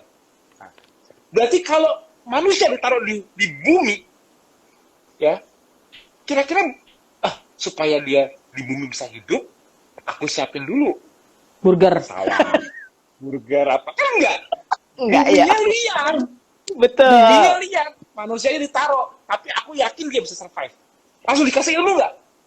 Nanti jangan lupa ya, kamu cari makanan jenisnya ini supaya sehat, gizinya ini. Kamu belajar vitamin dulu ya, belajar vitamin, belajar isi nutrisi, baru kamu diajarin dulu nggak sebentar di bumi. Nggak ada. Nggak. Berarti Langsung.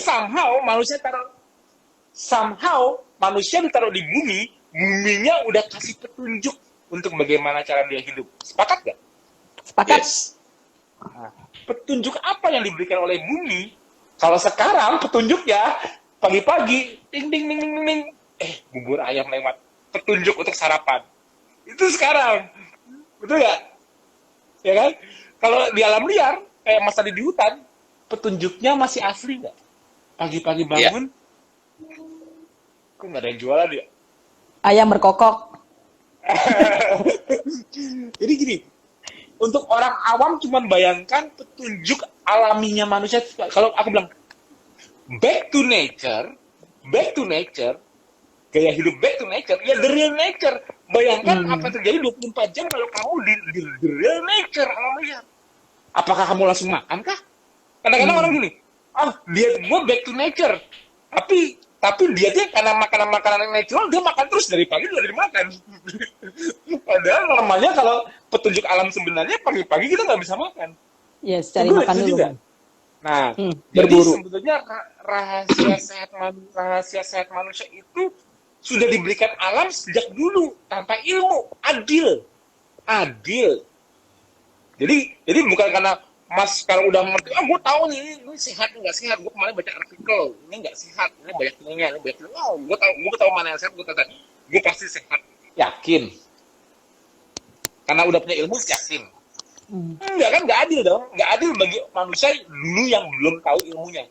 Jadi manusia untuk hidup itu harus bisa ngikutin clue dari alam, apa yang disediakan alam, apa yang dibentuk oleh alam supaya kita membentuk suatu pola hidup. Nah, yang aku tanya, sejak manusia ada di bumi, lamaan manusia cari makan, apa lamaan manusia beli makan secara timeline? Jutaan tahun manusia di bumi, lebih lama mana? Lebih lama manusia mencari makan, apa lamaan manusia sudah beli makan? Ayo aku tanya. Cari makan.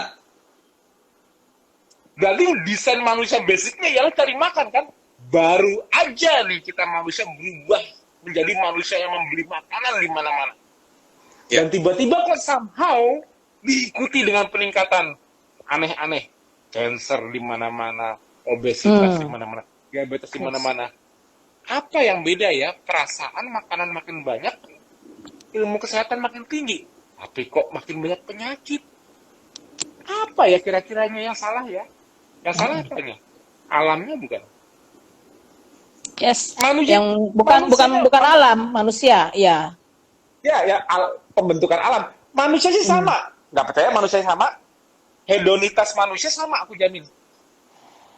Anggap aja kita punya mesin waktu, kita kembali puluhan ribu tahun yang lalu ke hutan, kita bawa bubur ayam.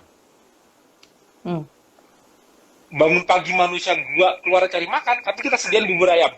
Dia tetap mau puasa atau dimakan tuh bubur ya? Tanya. Makan lah, dingin gak enak. Ya udah, karena mereka tidak, karena basicnya manusia dari dulu sampai sekarang hedonitas. Tanya gini, Mas Ken sama Mbak kok duduk sih? Kenapa nggak diri aja? Ada kursi kan? Enakan diri apa duduk? Enakan duduk. Manusia itu nyari nyaman. Ya, benar. Kalau bisa nyaman kenapa susah? Kalau bisa gampang nyari kenapa nyaman. Susah? Menghindari sengsara. Jadi kalau manusia punya basic hedonitas seperti itu, cara membuat mereka tidak jatuh ke jurang hedonitas yang membuat mereka rusak, alamnya yang harus dibentuk kan? Kalau alam dulu nggak usah tanya. Mas Ken aku taruh di hutan, aku bakal sering duduk apa sering bergerak nyari makan? Aku tanya. Nggak usah aku suruh duduk kan? Pasti. Ya. Pasti kan, nggak usah diingetin. Yes. Ada bangku pun juga mungkin nggak duduk kali. Aduh lagi belum dapat makan. Nah, betul kan? Nggak perlu aku betul. Di hutan nggak perlu aku ingetin untuk puasa. Nggak ada makanan. Kalau sekarang, Mas, istriku udah masak super mie, Indomie. Nih, aku belum boleh makan ya Mas. Malah nawar-nawar nanti. Yes. Oke. Hedonitas. Jadi kalau kita udah ngerti konsep hedonitas manusia, kita lihat lingkungannya. Lingkungan seperti apa? Semakin lingkungannya itu semakin pemilihannya banyak dan mudah. Gini deh, gampangnya. Orang tinggal di pedesaan kampung yang apa-apa susah, sama yang di kota yang apa-apa gampang. Kira-kira obesitas rate tinggian mana? Di kampung Yang di kota. Itu mudahnya cuma melihat lingkungan ya. Jadi kita membagi kalau langsing itu lean, kalau gemuk itu obes, berarti gini. Kuncinya untuk menjadi lean ialah kita ada di lingkungan yang linogenik. Kuncinya menjadi obes ialah kita ada di lingkungan yang obesogenik. Lingkungan yang mudah membuat kita obes. Artinya lingkungan yang banyak makanan dan makanan makin murah dan penawaran di mana-mana. Lingkungan yang makin sulit untuk makan, makin susah untuk makan, membuat manusia yang tinggal di dalamnya lean. Gampang kan? Nah, bagaimana kita tinggal di lingkungan obesogenik seperti sekarang? Percaya nggak kalau lingkungan sekarang kita mudah membuat kita gemuk? Percaya nggak? Percaya? Percaya kan? Apalagi food blogger, harus percaya. Di mana-mana banyak makanan, betul nggak? Ya kan? Betul. Tapi kalau kita mau lean, kita harus menerapkan boundaries nggak bagi kita sendiri? Nah, salah satu clue yang aku berikan di KF ialah KF mengajarkan boundaries ala ancestral. Artinya lifestyle ancestral itu terjadi di masa lalu, dilupakan orang. Aku ingatkan kembali, dipraktekkan untuk kita hidup di dunia yang obesogenik seperti sekarang. Masuk akal nggak? Masuk akal. Yes. Semoga Mas menjadi Tio. pencerahan insight gitu loh. Betul. Mas Tio, ini ada pertanyaan, tapi rata-rata ini lebih ke teknikal. Mungkin Mas Tio bisa jawab secara singkat aja ya. Boleh. Ya, untuk teman-teman yang nanti misalnya pertanyaannya belum terjawab, mungkin bisa DM atau gimana Mas Tio? Aku jarang DM. Aku bukan DM cuma gara-gara tadi Mbak Juru bukan DM aja. DM ku udah ribuan. Jadi Aku di WA aja, kalau aku di WA aja, Pak. oke, berarti join ke dalam grupnya Facebooknya Mas Tio ya yang ketofastosis. Iya. Aku di medsos jarang, aku soalnya japrianku tuh sehari ratusan, jadi aku lebih sering di japrian dibanding di medsos-medsos. Aku nggak sempet jawab di medsos-medsos. Jadi kalau DM ku sama inbox WA. itu udah banyak banget. Aku ketemunya di WA, tapi ya agak sabar karena ngantri. Jadi kasih aja nomor handphone. Oke, boleh nih Mas Tio, kasih nomor handphone nanti saya tulis di feed ya. Ya, boleh. Oke, siap. Kalau ada yang Ini mau aku. dijawab, Nah, ini jawab singkat aja ya Mas Tio karena waktunya juga ada ini, takutnya Mas Tio mau ada kegiatan. Dari Sanggar Rizky, saya ibu 54 tahun, BB 4 kilo, TB 157 cm, pernah operasi miom. Asam lambung, akseti, tensi 160 sampai 100. Ya, bolehkah ber-KF? Mereka ber-KF, insya Allah menjadi salah satu jalan untuk keluar dari masalah tersebut. Karena semua yang disebutkan dia itu sindrom metabolik. Ya, tensi tinggi, ya udah hipertensi, apalagi udah ada ya salah satu ciri sindrom metabolik juga ada miom, asam juga. Yes. Jadi untuk belajar lebih lanjut masuk ke dalam grup. Tapi insight-nya cara menjalankan, inget acara hari ini. Yes. Pola hidupnya sama. Nanti di grup lebih dalam lagi, detail. Mungkin kalau di grup mungkin belajar makanannya yang dipilih. Apa kalau ini boleh nggak, itu boleh nggak, itu kan mungkin dari dasar lagi. Tapi untuk 24 jamnya, insight-nya dari acara ini diingat-ingat, direkam. Ya, saranku jalan. Nanti teman-teman yang ketinggalan bisa nonton ulang ya. Ini akan di-save di feed-nya Tanya Mentor. Oke, Koken, pertanyaan berikutnya. Silakan Koken, kebaca nggak? Dari Rahmat, low carb, zero sugar, low fat, high protein, dan high vegetable, apa masih sehat? Low carb, zero sugar, ya itu kan low carb itu kan karbo itu kan karbo itu kan kalau diserap jadi sugar. Yes. Zero sugar mungkin maksudnya dia the real sugarnya kali ya, the real sugar, gula pasir. Jadi sebetulnya kan sugar itu blood sugar, gula darah, blood sugar, gula. Kalau aku makan nasi itu kan karbo mas. Nah, nasi kalau dari darah namanya apa? Gula bukan? Sama aja. Nah, jadi low sugar, low carb itu mencakup semuanya. Carb, kalau kita dari sugar benar maupun carb, itu dapat tuh. Low fat. Nah, kalau low fat ini susah. Kalau kita udah low carb, tapi terlalu low fat, lah rasanya apa? Nih, coba gini. Kalau kita terlalu low fat, misalnya kita makan kita terlalu, jadi orang itu kalau disuruh diet low fat, ya, ini kita sekarang membahas makanan ya, palatabilitas ya, palatable kita. Kalau kita diet low fat, biasanya orang craving-nya manis. Kalau kita low carb, kita craving-nya gurih. Sekarang aku tanya basic paling simple. Dari ini Mas food blogger. Mas, aku kasih ayam panggang. Coba bagian kesukaan ayam panggang yang dimakan mananya dulu? Dada, paha. Food blogger yang paha. Kenapa suka paha? Kenapa nggak dadanya itu yang lemaknya dikit? Paha itu lebih lembut dagingnya. Ya, intuitif. Jadi gini. Ya, oke. Jadi itu suatu hal yang nggak perlu aku ajarin ke Mas sampai ilmu. Kalau di hutan, Mas berburu dapat ayam, kira-kira yang banyak dimakan yang mana dulu, itu intuitif.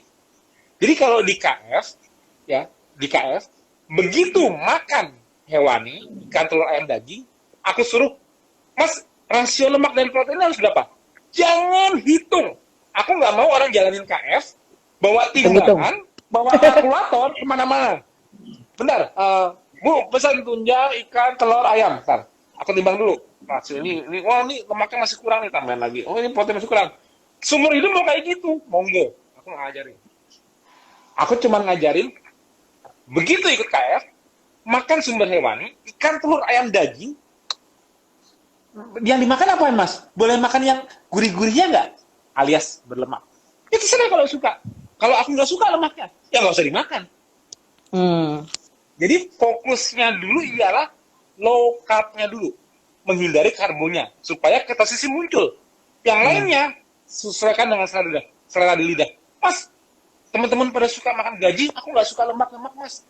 Ya udah, nggak usah. Sukanya apa? Nah, saya sih kalau ikan baru suka. Ya udah makan ikan. Kurang lemak nggak? Nggak kurang. Nggak usah pusing.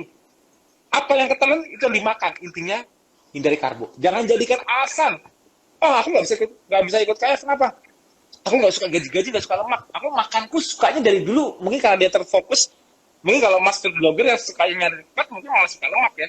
Tapi kan ada tuh orang-orang atau ibu-ibu yang benar-benar takut lemak, yang maunya apa-apa direbus karena udah terbiasa. Mau ikut KF? Ya monggo. Boleh. Nggak apa-apa. Yang penting hindari karbonya. Nggak apa-apa nih saya makan ikan. Tapi nggak saya goreng mas, saya nggak suka minyak. Misalnya nggak suka minyak, nggak suka digoreng. Mau saya rebus aja boleh? Boleh. Apa yang ketelan kamu makan. Intinya nggak ada karbo. Selesai kan? Mudah nggak? Yes. Mudah nggak? Intinya kamu dengan nggak masuk karbo, kamu ketosis nggak? Ketosis. Kalau kamu ketosis, otak kamu kenal lemak kamu nggak tangki bensinnya? Kenal. Selesai. Nah, jadi jangan pusingkan. Jadikan gaya hidup yang bisa ketelan, telan. Jangan ngikutin temennya. Temennya suka makannya cincang, tunjang. Misalnya kayak Mas Kenny, aku tahu pasti dia sukanya kalau yang nikmat-nikmat, lemak-lemak nih, ikan dia pasti. Tapi temennya Mas Kenny mau ikut, gue gak bisa makan kayak lu. Gue maunya rebus-rebus. Ajak aja, boleh. Ya. Jadi kalau sisi makanan tuh mudah.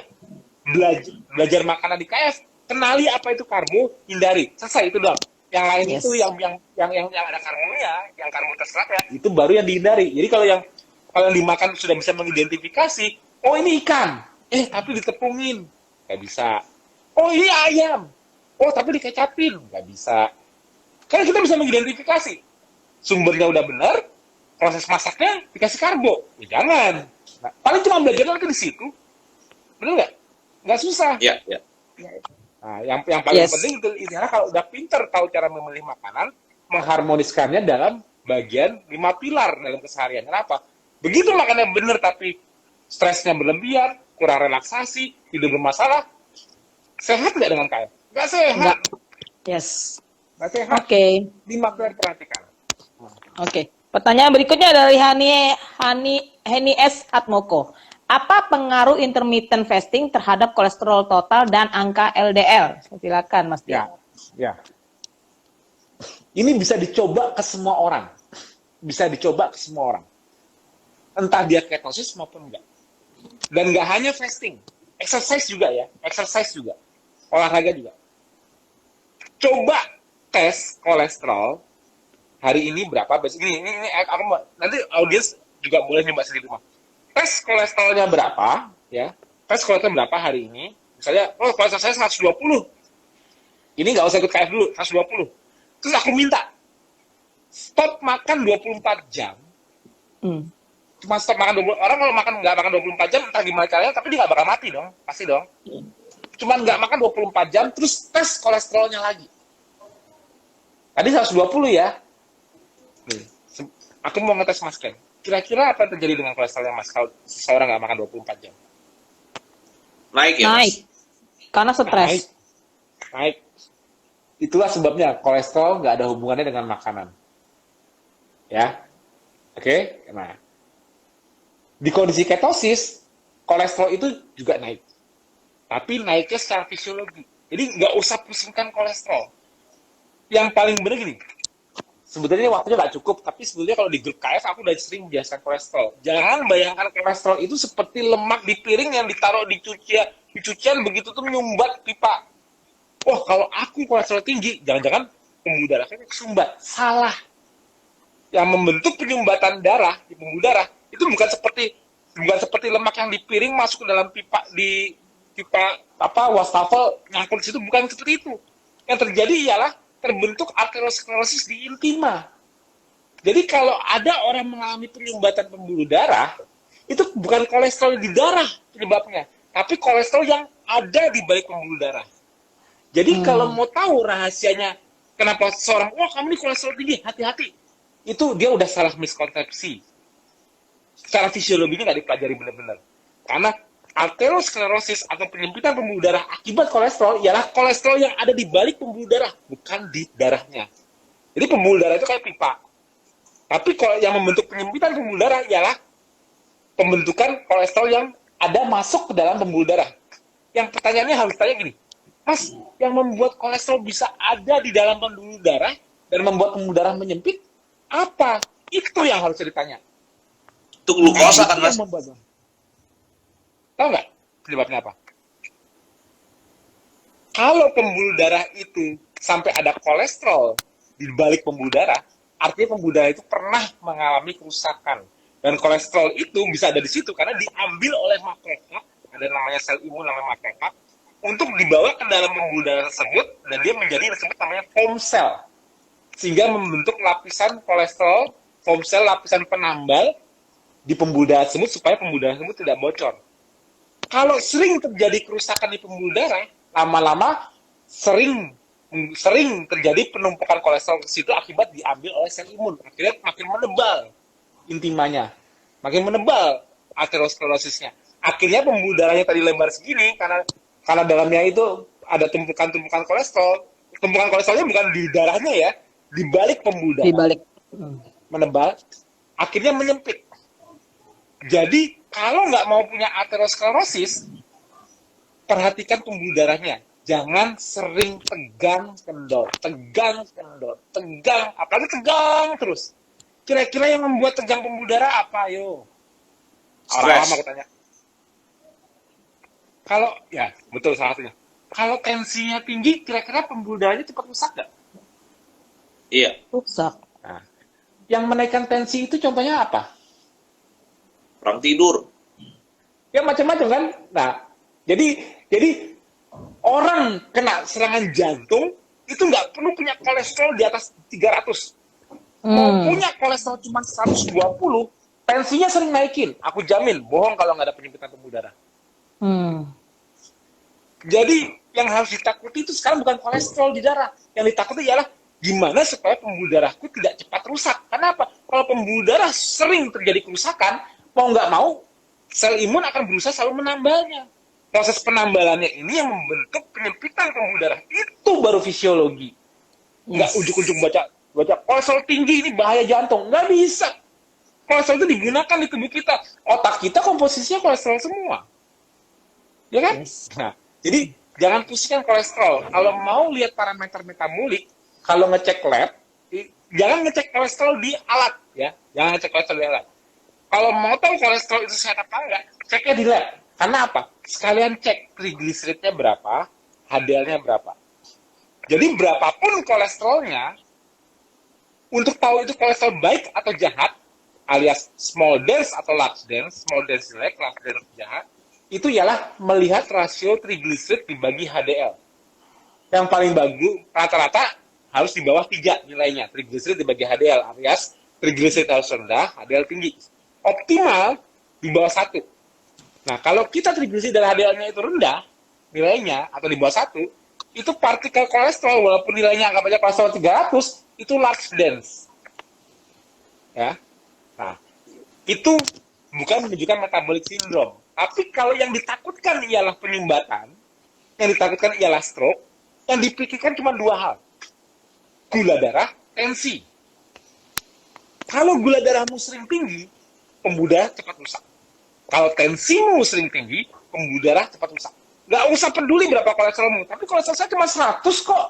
Tetap kalau pembuluh darah rusak, berapapun kolesterol dipakai buat nambel. Yang membentuk penyempitan pembuluh darah ialah tambalan-tambalan yang makin menumpuk terus. Itu yang benar fisiologinya. Yes, semoga menjawab ya pertanyaannya. Oke, lanjut nih pertanyaan next question nih. Kita mesti ngebut nih. Silakan Kongen. Bagaimana jika kondisi tubuh udah kurus, berat badan kecil, dan ada penyakit kronis, apa bagus melakukan keto? Ya, jadi orang kurus itu bukan berarti body fat-nya rendah. Jadi gini, ada orang lebih kurus. Oke deh, aku tanya sekarang. Mas Ken, kira-kira aku kelihatan kurus nggak? Sorry? Aku kelihatan kurus nggak kira-kira? Enggak. Enggak. Nah, ada orang yang lebih kurus dari aku, pasti ada dong. Ada. Nah, bisa jadi orang yang lebih kurus dari aku, dan Mas Ken bilang nggak kurus, tapi kalau mau adu body fat percentage-nya, persen jumlah lemak di badannya, dibanding aku tetap lebih rendah dari dia. Banyak orang sekarang yang kelihatannya lebih kecil daripada aku, badannya kurus, kalau dicubit, pipinya ini masih tebel. Kalau aku di bawah tipis banget. Oke. Jadi aku nggak kelihatan kurus, tapi body fatku aku jamin, body fatku ya sekitar antara 12-15%. Tapi orang yang bilang, Mas saya udah kurus, tambah kurus lagi nggak? Sebetulnya kamu nggak kurus, cuma ototmu sedikit. Lemakmu masih ada. Jadi manusia itu tidak bakal lemaknya itu kurang dari batas tertentu. Kalau wanita biasanya nggak bakal kurang dari 15 sampai antara kalau nggak salah 15 sampai 18% itu esensial lemak. Kalau pria bisa kadang-kadang berbagai gila beda-beda. Kalau kita pria 12 sampai 15%, tapi 10 ada juga yang 10 sampai 15%. Tapi di bawah threshold itu lemaknya itu baru tubuh kita nggak bisa ada gangguan fungsional. Jadi kalau dia merasa kurus, kalau takut tambah kurus, nanti perlu tambah otot, bukan tambah lemak. Ya. Tapi intinya nggak bakal kurus terus. Jadi gini, aku nanti begitu karena bakal lemak, nanti aku tambah kurus dong. Enggak. Jadi otot. Tubuh selalu memprotek, dan justru malah kita gampang menambah otot nantinya. Mudah menambah otot, mudah menambah berat. Jadi saranku kalau kondisi kurus, punya penyakit kronis, tetap ikhtiar, tidak makan karbo. Karena kalau ada penyakit kronis, udah pasti kan gula darahnya udah tinggi dong. Tensi juga tinggi namanya penyakit kronis kan. Nah, udah ikhtiarnya udah bener, jalankan 5 pilar. Nggak usah mikirin takut tambah kurus, nggak bakal tambah kurus terus. Nanti akan rebound. Yang penting fokus kejar sehatnya dulu. Seimbangkan kembali metabolismenya dari dalam. Picu self healingnya dulu. Itu saran. Oke, semoga menjawab. Nah, ini pertanyaan bagus nih dari Katerina Poli. Mas Tio, parameter apa dan tanda-tanda apa di tubuh yang memastikan seseorang itu sedang dalam fase ketosis? Sebetulnya ketosis itu ialah fisiologi nama gini. Mas taunya aku ketosis apa enggak? Gimana? Kalau secara fakta, gampang. Ke lab, cek di darahnya ada keton apa enggak. Kalau di darahnya ada keton, ya kamu ketosis, selesai. Gitu doang kan? Oke. Kalau mau tahu ketosis apa enggak, taunya yang benar gimana? Kalau mau secara eksak, ya cek keton di darah. Aku nggak nyaranin. Tapi kalau mau lihat ciri-cirinya ketosis, artinya apa? Seperti aku cerita tadi ya Mas. Ketosis itu artinya lemak dirubah jadi apa Mbak? Jadi tenaga, energi. Ya, lemak dirubah jadi keton. Kalau dirubah jadi keton, otak bisa kena lemak nggak? Bisa. Nah, berarti ciri-ciri yang paling kelihatan kalau orang udah ketosis, saat otak udah bisa ngeliat pipi, perut, paha, kira-kira apa yang kelihatan ciri-cirinya? Kalau pagi hari belum makan, rasanya gimana? Kelihatan biasa aja. Kalau udah ketosis. Tetap segar dia kalau udah ketosis. Itu salah satu ciri-cirinya. Kalau bergerak banyak-banyak sebelum makan, kira-kira cepat lemes nggak kalau ketosis? Enggak, biasa aja. Itu ciri-cirinya, nanti terjawab. Kok aku berubah ya? Kok aku seger ya? Ketosis itu, kalau secara ciri-ciri fisik, ketosis itu mencerminkan otak yang dapat energi unlimited. Kenapa? Begitu otak udah kenal keton asal dari lemak, otak itu kayak gini, eureka! Ternyata kulkas gue banyak ya. Jadi misalnya anggap ini contoh nih, ada orang yang obes, dikit-dikit lapar terus, karena masa kehilangan energi, padahal cuma otak yang kurangan gula. Begitu dia ketosis, orang yang obes ini otaknya langsung happy-nya luar biasa. Wah, ternyata pipi, perut, paha melimpah, selama ini gue nggak bisa lihat, karena selama ini gue pakai gula. Begitu dia ketosis, pipi, paha, perut, semuanya itu kalau udah dirubah jadi keton liver, gue bisa lihat. Eureka, merdeka. Langsung deh. Kok gue nggak gampang lapar lagi ya? Kok gue bawaannya seger terus ya? Itu semua bukan karena otaknya dapat keton, bukan. Otaknya dulu yang merdeka begitu ketosis.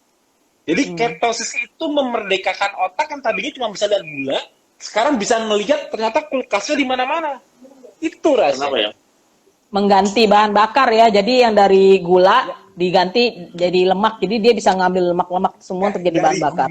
Dari Keton. gula menjadi keton yang asalnya dari lemak. Jadi kuncinya, jadi ketosis itu is all about brain, oke? Jadi gini, aku pakai tenaga keton nih. Sebetulnya betul tenaga keton, tapi otaknya ya, kalau ototnya sih tetap pakai lemak. Kan otot kan nggak ada blood-brain barrier, bisa pakai lemak. Jadi keton itu, perubahan lemak menjadi keton ialah memerdekakan otak sehingga otak bisa lihat lagi bensin. Kalau otak udah merdeka, mau gerakin motor-motornya itu gampang. Kalau otak belum merdeka, mau ototmu segede apapun, kalau ini kehilangan gula, tapi nggak ada keton, ototnya juga nggak bisa dipakai, lemes. Bener nggak? Oke, yes, benar. Itu rasanya. Nah, ini pertanyaan terakhir nih ya. Silakan, Koken. Tanya Mas, menuju sehat adalah tidur dengan jam lebih awal. Jadi punya pekerjaan malam, tidak bisa ikut KF ya? Bisa. Caranya gini, namanya dunia modern kan. Dunia modern kan nggak semua orang kerjanya pagi, ada yang satpam shift malam. Kita balik. Atau misalnya shift-shiftan. Jadi gini, polanya itu disesuaikan di metabolisme. Karena udah dalam 24 jam, harmoniskan dalam 24 jam. Per 24 jam. Mas, aku hari ini shift malam. Kalau pada saat dia shift pagi, dia bukanya jam 12 makannya, tidurnya jam 8 malam, kita balik, shift malam, makannya jam 12 malam, tidurnya jam 8 pagi. Mas, kerjaanku nuntut supaya malam aku jaga, siang aku jaga lagi, keluar dari kerjaannya. Berarti kamu nggak? Betul dong. Berarti Iya. bunuh dia dong. Berarti Benar-benar. jangan mau kerja di satu tempat yang nyuruh kamu shift malam, besoknya kamu shift pagi. Jangan mau. Benar. Cepat mati. Duit berapapun yang kamu dapat, bentar lagi habis di rumah sakit. Kalau kamu Betul. mau kerja begitu, Yes. aku jamin. Ya, aku malah shift malam. Tapi kalau ada yang alasannya, aku harus shift malam, terus aku harus shift pagi lagi, aku cuma saranku bilang, ya udah, keluar aja dari kerjaan. KF nggak KF, kamu tetap sakit kok nanti. Betul. Selesai kan? Yes, benar. Kalau mau KF dengan kondisi jam malam, gampang putar jamnya. Kan dalam 24 jam. Sehari dalam 24 jam, aku nggak dapat tidur di sini, malamnya aku dapat tidur. Malamnya aku nggak tidur, paginya aku tidur. Tidurku 8-10 jam. Tinggal diatur, diflowkan. Kalau aku harus tidur di pagi hari di siang, kondisikan mataku untuk gelap. Ruangannya gelap, seperti malam hari, supaya nggak kedistek. Udah kan? Flow 24 jam. Tapi kalau ada yang alasan shift malam yang mau shift pagi, salahku cuma satu. Keluar aja kerjaannya. Duitnya. Yes, keren. Semoga menjawab ya. Thank you teman-teman yang udah gabung nih sampai masih banyak ini 80-an orang masih stay. Udah 2 jam lah. Nih, Mas Tio, sebagai ini sebenarnya masih banyak pertanyaan yang belum dijawab. Cuman nanti teman-teman jangan khawatir, nanti habis IG Live ini selesai saya akan save di feed dan akan saya tulis nomor telepon Mas Tio. Barangkali ingin gabung di grupnya atau gimana silakan WA Mas Tio ya. Kalau di Jadi grupnya untuk langsung gabung aja. Kalau grupnya langsung gabung ke grup Facebook yang Keto Fast Indonesia. Karena aku sendiri juga kan di sana kan ada admin-adminnya yang bantu aku. Betul. Aku juga di wallku juga aku sering posting. Jadi aku jeleknya gini karena aku terlalu sibuk di Japrian. Aku tuh kadang-kadang di medsos, IG atau Facebook itu cuma naruh postingan ada pengumuman, ada TFH, pengumuman ada acara ini, tinggal kadang-kadang aku juga udah nggak lihat komen lagi di komen ada yang nanya apa nggak lihat. Jadi kalau aku nggak interaktif di medsos untuk jawab komentar di medsos. Kalau di WA pasti jawab, jadi nggak apa-apa. Kalau langsung mau konsul ke aku atau japri ke aku, monggo. Tapi kalau di medsos, di sana kan interaksi dengan member-member lain ya. Misalnya mau nanya-nanya apa pengalaman apa-apa, it's okay gitu. Tapi kalau silakan. Kalau yang langsung ke aku ya mohon maklum aja kalau nggak secepat itu, aku nggak customer service yang tinggal tempat itu ya aku nggak. Jadi agak ada antriannya gitu loh. Yes, ya. Penting. Ya pasti nih Mas Tio ini humble banget, ya. Teman-teman nggak usah khawatir, pasti jawab. Yang pasti jangan berharap aku jawab di DM IG atau di FB Messenger. Itu aku udah lama nggak pernah buka, itu aku udah nggak tahu berapa. jadi Sip. jadi mohon maaf kalau selama ini ada yang pernah DM nggak pernah dibalas, ada yang messenger DM nggak pernah dibalas, mohon maaf karena memang aku nggak bisa megang medsos. Aku kalau Yes. mau detail, aku soalnya mesti nanya riwayatnya dia atau nanya apa, aku mesti WA. Nggak bisa cuma kayak berbalas komen di ini. Aku nggak tahu sejarah dia punya penyakit apa-apa, tiba-tiba Benar. solusi kan nggak bisa. Lebih Benar. clear di WA. Jadi mohon maaf Yes. kalau aku memang harus lewat WA, tapi kalau mau interaksi dengan yang lain ada grup-grupnya, grup FB maupun kalau IG ada Keto Fasos Indonesia, tapi di sana adminnya aku juga sih, cuman nggak kepegang. Jadi mendingan masuk ke grup FB, nanti di situ juga ada grup Telegram, mungkin juga ada grup-grup WA daerah, bisa diarahkan lagi kan, interaksinya kan banyak. Mas Tio, ada yang mengingatkan nih, sudah jam tidur katanya. Sudah saatnya jam tidur ini bagi orang KM. Silakan Mas Tio untuk closing nih kita nih, silakan Mas Tio, silakan apa yang ingin disampaikan. Ya, oke. Mudah-mudahan insight yang aku kasih seputar KF ya memberi pencerahan mengenai apa sih gaya hidup sehat. Sama ini orang mencari gaya hidup sehat itu seperti quest, seperti pencarian banyak orang di bumi ini sejak lama. Tapi kalau dari sisi KF, aku nggak mencari yang baru. Aku cuma mengangkat yang sudah pernah terjadi lama.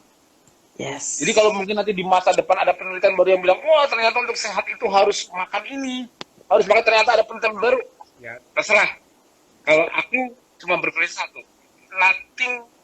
nothing in biology makes sense. Tidak ada satupun dalam biologi yang masuk akal, selalu berkembang. Ya kan? Sekarang kita lihat ini sehat, mungkin nanti ternyata lebih sehat ini, atau ini malah jelek. Nothing in biology makes sense. Yes. Tapi cuma satu hal, kecuali in the light of evolution. Artinya, dalam sisi histori, manusia nggak bisa dirubah. Apapun penemuannya sekarang, sarapan dibilang lebih sehat dibanding nggak sarapan, tapi histori nggak pernah dirubah. Manusia melalui jutaan tahun tanpa sarapan. Jadi kalau di KF, aku tidak mengangkat sesuatu yang baru, cuma mengingatkan sesuatu sudah dibentuk secara alami. Mengingatkan. Jutaan tahun. Dan mudah-mudahan ini menjadi insight untuk quest-nya berbagai macam orang, berbagai orang di luar sana yang mencari gaya hidup sehat itu seperti apa sih. Kalau bingung, kita lihat aja ancestral kita bayangkan kalau kita di hutan, kita ngapain, clue alam apa yang menyuruh kita untuk sehat tanpa ilmu apa, itulah mungkin jawaban yang bisa membantu Anda untuk menemukan apa yang disebut namanya pola hidup sehat 24 jam untuk dijaga perilakunya. Mudah-mudahan itu menjadi jawaban dan bisa membantu banyak orang. Terima kasih.